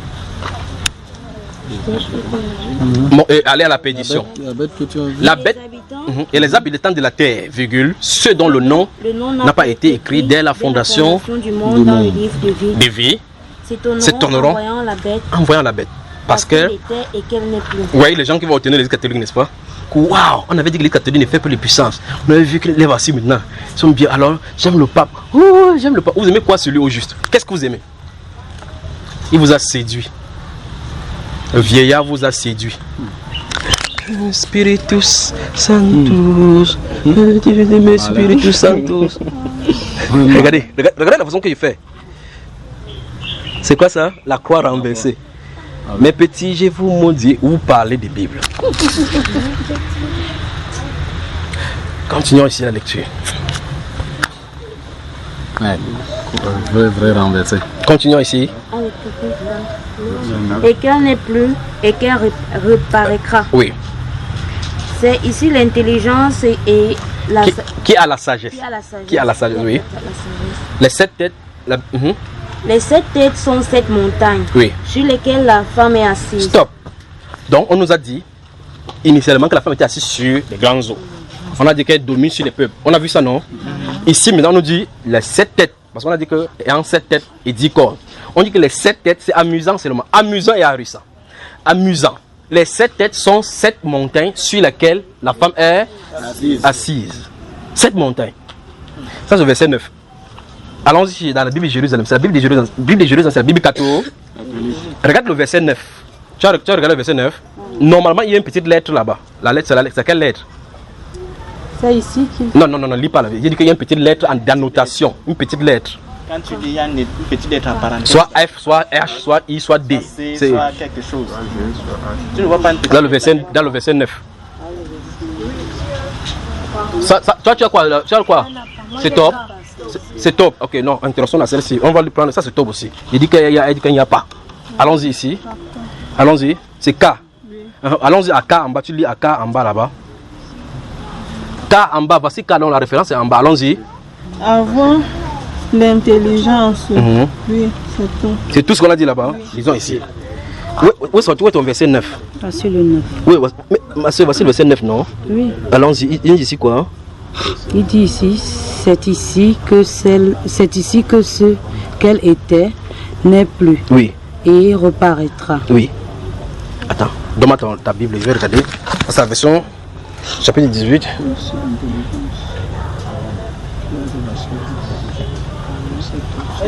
17.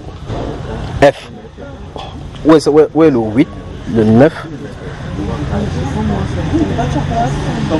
Regarde ici. C'est ici ce qu'il faut avoir l'esprit doué. Les 7 têtes sont les 7 collines sur lesquelles la femme est assise. Ce sont aussi 7 rois. Ici, voici I. Donc, ici I, il y a F, quelque part, voici H. On a défini H. Après I, après H, il y a F, et puis voici F. Allons-y. F. Lis à haute voix. Regarde bien. Voici le verset 9 qu'on a écrit. Lis à haute voix pour que tout le monde écoute ici. Allons-y. Attendez, s'il vous plaît. Attendez, allons-y. Les 7 têtes sont les 7 collines de Rome. Encore. Les 7 têtes sont les 7 collines de Rome. Vous avez entendu? Dans le Bible, ils disent que les 7 têtes là qu'on parle là, c'est les 7 collines de Rome. Et effectivement, Rome, sur la terre, c'est le seul lieu sur la terre qui a 7 collines. Donc Dieu a fait donner les détails pour que même les aveugles puissent savoir de quoi il est question, y compris eux. Et ils ne peuvent pas faire autrement. Vous voyez que dans vos livres, lui, on n'a pas interprété, mais eux, ils ont interprété parce qu'ils savent de qui est la question. Et ils vont parler même des rois là-bas en comme étant les rois de Rome. N'est-ce pas, frère? Ils parlent comme des rois de Rome parce que c'est Dieu dont il est question. Et c'est eux qui ont écrit. Ils disent que les 7, parce qu'on dit qu'ici, elle était assise sur les 7 collines. Les 7 collines, les 7 montagnes, sur les 7, allez seulement sur internet, vous tapez le nom des 7 collines de Rome. Vous allez voir Capitole, ainsi de suite. Tous les 7 collines, tous les 7 noms. C'est 7 seulement. Maintenant, en prenant ça, vous pouvez dire encore que non, on dit que Yaoundé c'est la ville de ces collines. Il y a ces collines à Yaoundé. C'est seulement juste en tout cas, même si c'était 7 collines, Yaoundé a tué les 5 sur la terre. Non. Yaoundé domine sur toute la terre. Non. Donc Yaoundé est éliminé. Ça ne peut pas être Angola. Donc il s'agit de Rome. Et les Romains ont interprété que c'est chez eux que ça se trouve.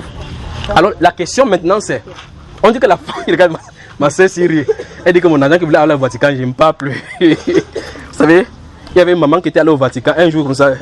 Vous parlez comme ça, vous n'avez pas dépensé. Elle avait dépensé, elle était allée au Vatican comme ça, acheter des choses. Elle est rentrée avec les grosses cloches parce que ça pesait. Les photos de celles, les grosses valises, venez. La maison, hein, c'était un tabernacle en miniature de l'église catholique. Quand j'ai parlé, la maman m'a regardé comme ça. Là. Elle a une grande école ici à Bonhomme Sadi. Elle a dit que mon fils, tu m'as tué. Il était tué comme moi. Il dit que le Vatican se trouve chez moi. Alléluia. J'ai des amis avec qui j'ai grandi. D'autres avec qui. 2 autres. Je vais vous raconter l'histoire de 2 d'entre eux. Un jour j'étais à Yaoundé, quand on était à Yaoundé, je dormais avec un dans sa chambre, il avait sa photo de ce qu'ils appellent Jésus. Tout ça, la photo de ce sorcier là à la maison, allez prendre ça et brûler rapidement. Il y a d'autres encore qui ont des bagues avec Jésus sur ça et Marie, ils font ça, ça fait comme ça. Et quoi, tu es marié au Satan. Vous avez ça chez vous. C'est les portes d'entrée des démons chez vous.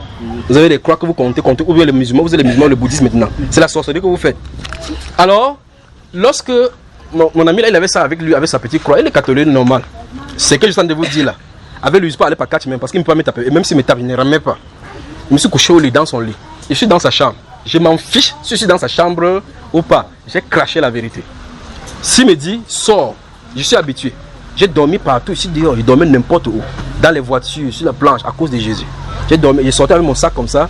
Il y avait dans mon sac mon gant, la brosse à dents et mon petite huile. Quand il sortait comme ça, il arrive que par il voit le René, il me brosse la dent. Je suis parti. Il marche, je prêche la Bible, je prêche. Il prie pour les gens, ils sont à l'aise, mais moi-même, je n'étais pas à l'aise. Vous comprenez?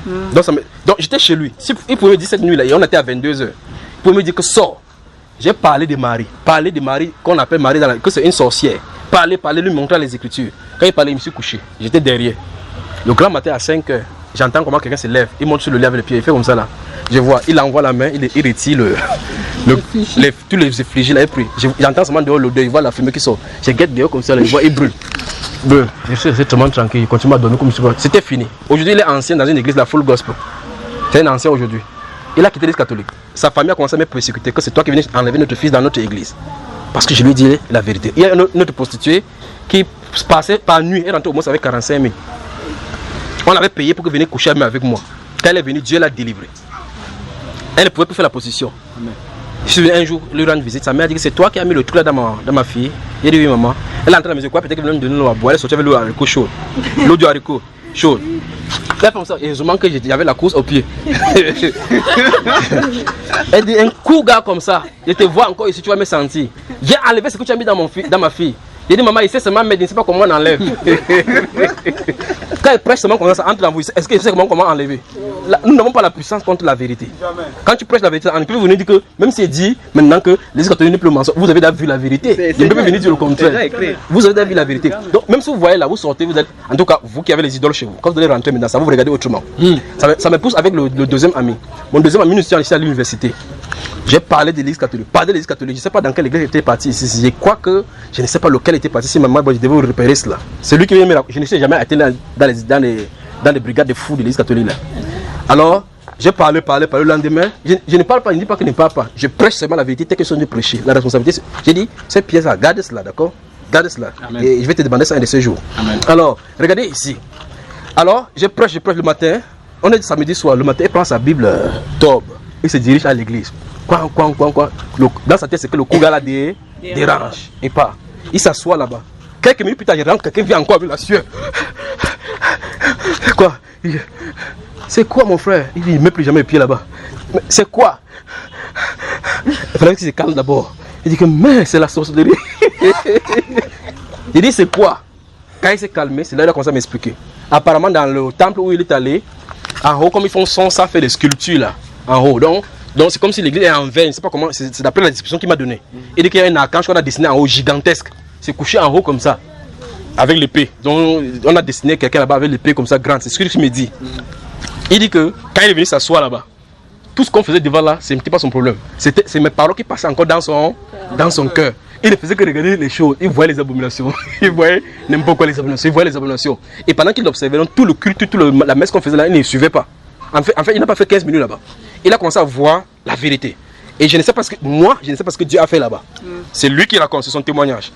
Alors, il a regardé cette lettre-là en haut. Il dit qu'il a regardé une fois, la lettre là, fait comme ça. A froissé le visage, le regarder. Il a cru qu'il rêvait. Il a d'abord cru que je rêvais. Il a fait ses yeux comme ça. Guetter les gens qui sont à côté de lui, que mais je rêve ou que je ne rêve pas. Il a encore guetté. Le gars a encore froissé le visage. Le dessin qu'on a dessiné en haut a froissé le visage pour l'effrayer. Il a fait l'épée comme ça. C'est ça qu'il a fait fuir. Je vous dis, la personne est vivante, donc elle est ici même à Dolorso. Un jour peut venir raconte ton histoire que tu as eu. À partir de ce jour, elle est sortie de l'église catholique. Donc même par le feu, Dieu va vous chasser là-bas. Vous entendez?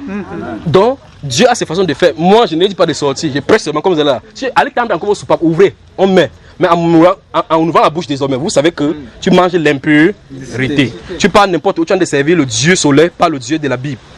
Le 25 décembre, si vous achetez le sapin, c'est que vous trouvez dans Deutéronome 12 où on dit que vous êtes possédé dans toute table verte. Parce qu'il y a les chrétiens qui peuvent acheter le sapin de Noël.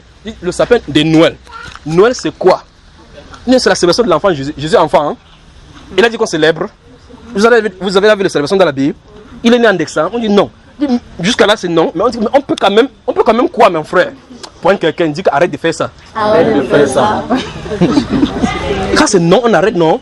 Donc, imaginez par exemple qu'il vous dit que le pont si tu passes d'abord, ça va se casser.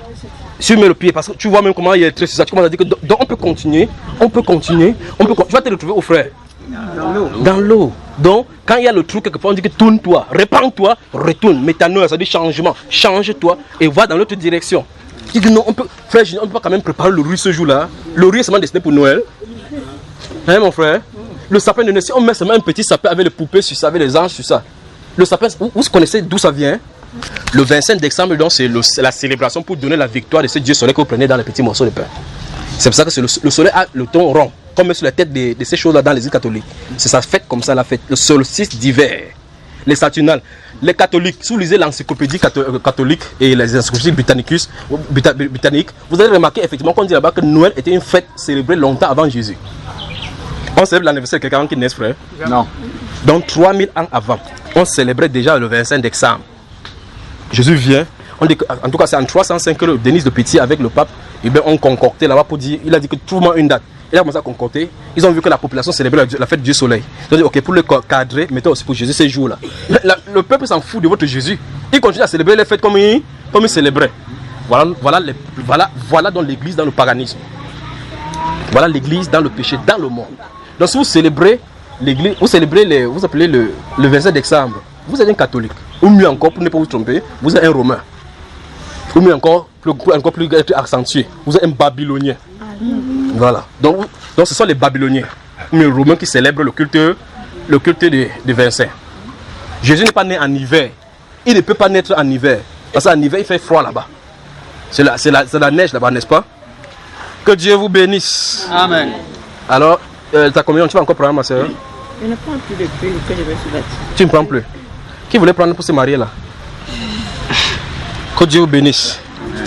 Alors, vous remarquez que j'ai dissocié ces questions. La communion. Voilà ce que l'Église catholique appelle communion. La Bible appelle communion, notre ce qu'on appelle en anglais fellowship. La rencontre, le partage dans la parole. C'est ça que la Bible appelle. Amen. Pour ce qui est du pain et de vin sur la table, c'est un autre enseignement. Et si j'entre là-bas, il faut 4 heures pour enseigner ceci en détail. D'accord? Parce qu'il faut aller à l'origine, dans la Pâque juive, rentrer, la paix ça et montrer comment Jésus a célébré, ce qu'il a laissé, ce que l'Église a fait et ce que les Églises aujourd'hui font pour nettoyer tout cela. Que le Seigneur vous bénisse. Amen. Je ne dois pas vous fatiguer pour longtemps vu que vous allez revenir demain. Oui, ma soeur. Ils se sont mariés à l'Église catholique. Il n'y a pas de problème. Si tu avais accouché dans le monde, on va jeter l'enfant. Tu t'es marié, est-ce que l'Église catholique qui est ton mari? Vous êtes déjà marié, vous avez bu sur Satan, continuez seulement. Vous continuez, vous quittez le nettoyage, non? Mais parce qu'il y a des gens qui sont mariés à l'Église catholique. Il y a des gens qui sont mariés en boîte. Ils vont faire comment? Ils vont rejeter cela. Il y a des gens qui ont vu comme ça, le coup de fou dans son cœur. On va faire comment? Ils sont mariés. Si tu es marié, tu es marié.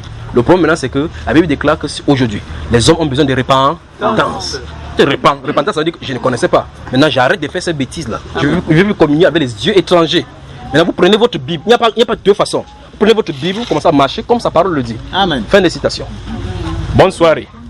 Bonne soirée. Que Dieu vous bénisse. Mon frère, tu voulais dire quelque chose? Oui, frère.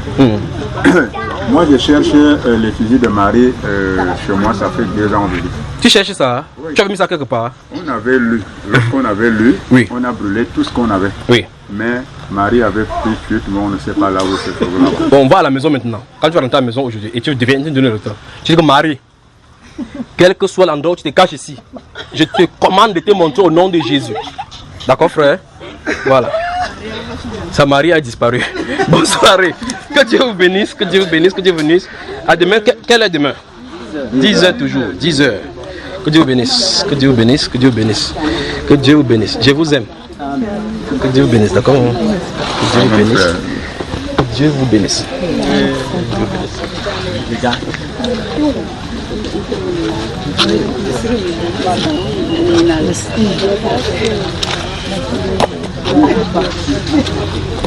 Que ça vous bénisse, d'accord? Pendant qu'il est temps de saluer, il y a des gens qui ont les bagues catholiques là. Ce n'est pas ici, les bagues catholiques. Là, c'est les bagues, il y a des points sur ça. Point. J'ai salué quelqu'un, il a senti cela dans mon corps. Vous appelez quoi? Zizanie. Vous voyez que ça sonne avec Zizanie, non? Que Dieu vous bénisse. Et je n'ai pas salué ici. Veuillez me pardonner. Que le Seigneur vous bénisse. Que le Seigneur vous bénisse. Ça va les enfants?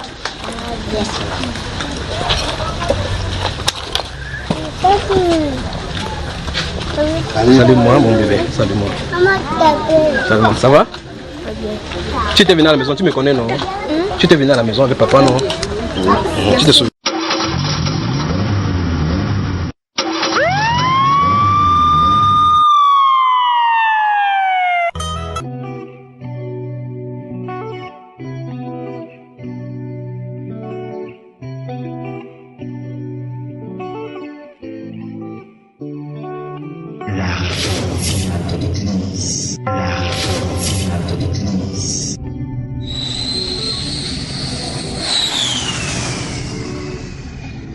Alors on se pose donc la question, l'histoire de l'église. Comment l'histoire de l'église s'est déroulée depuis le 1er siècle? Derrière cette histoire se cachent beaucoup de choses pernicieuses qui sont glissées. D'où la nécessité de comprendre l'histoire de l'église. Si on ne sait pas ce qui s'est passé, on ne pourra pas comprendre pourquoi on est en train de dénoncer. Par conséquent, on ne pourra pas savoir comment se préparer pour l'avenir.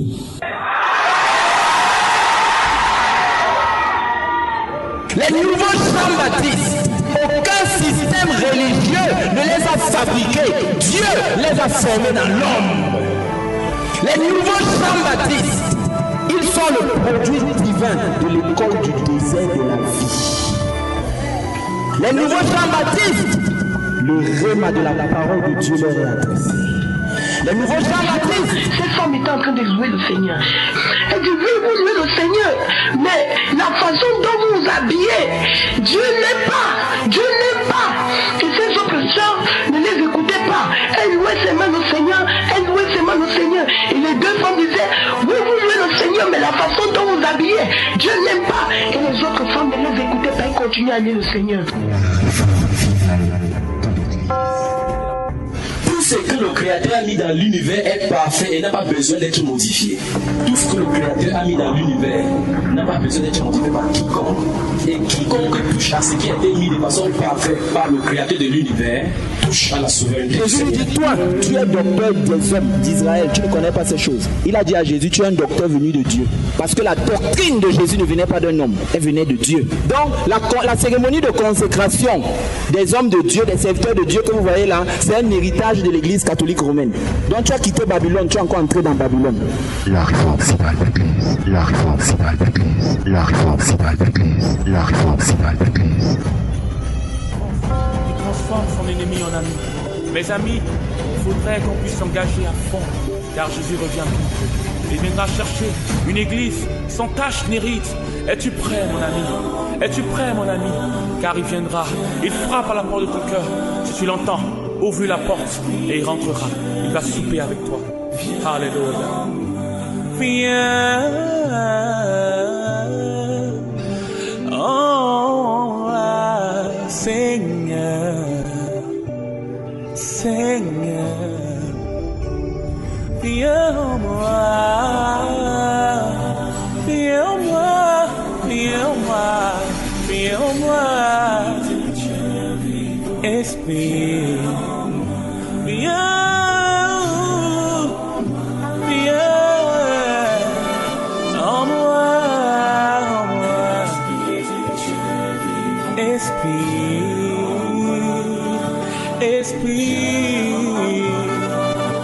Esprit, viens, prends la vie, prends mon cœur, prends mon âme aujourd'hui.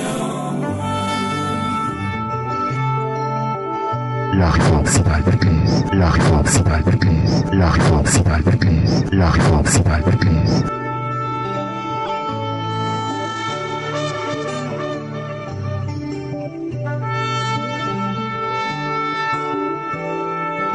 Que le Seigneur te bénisse.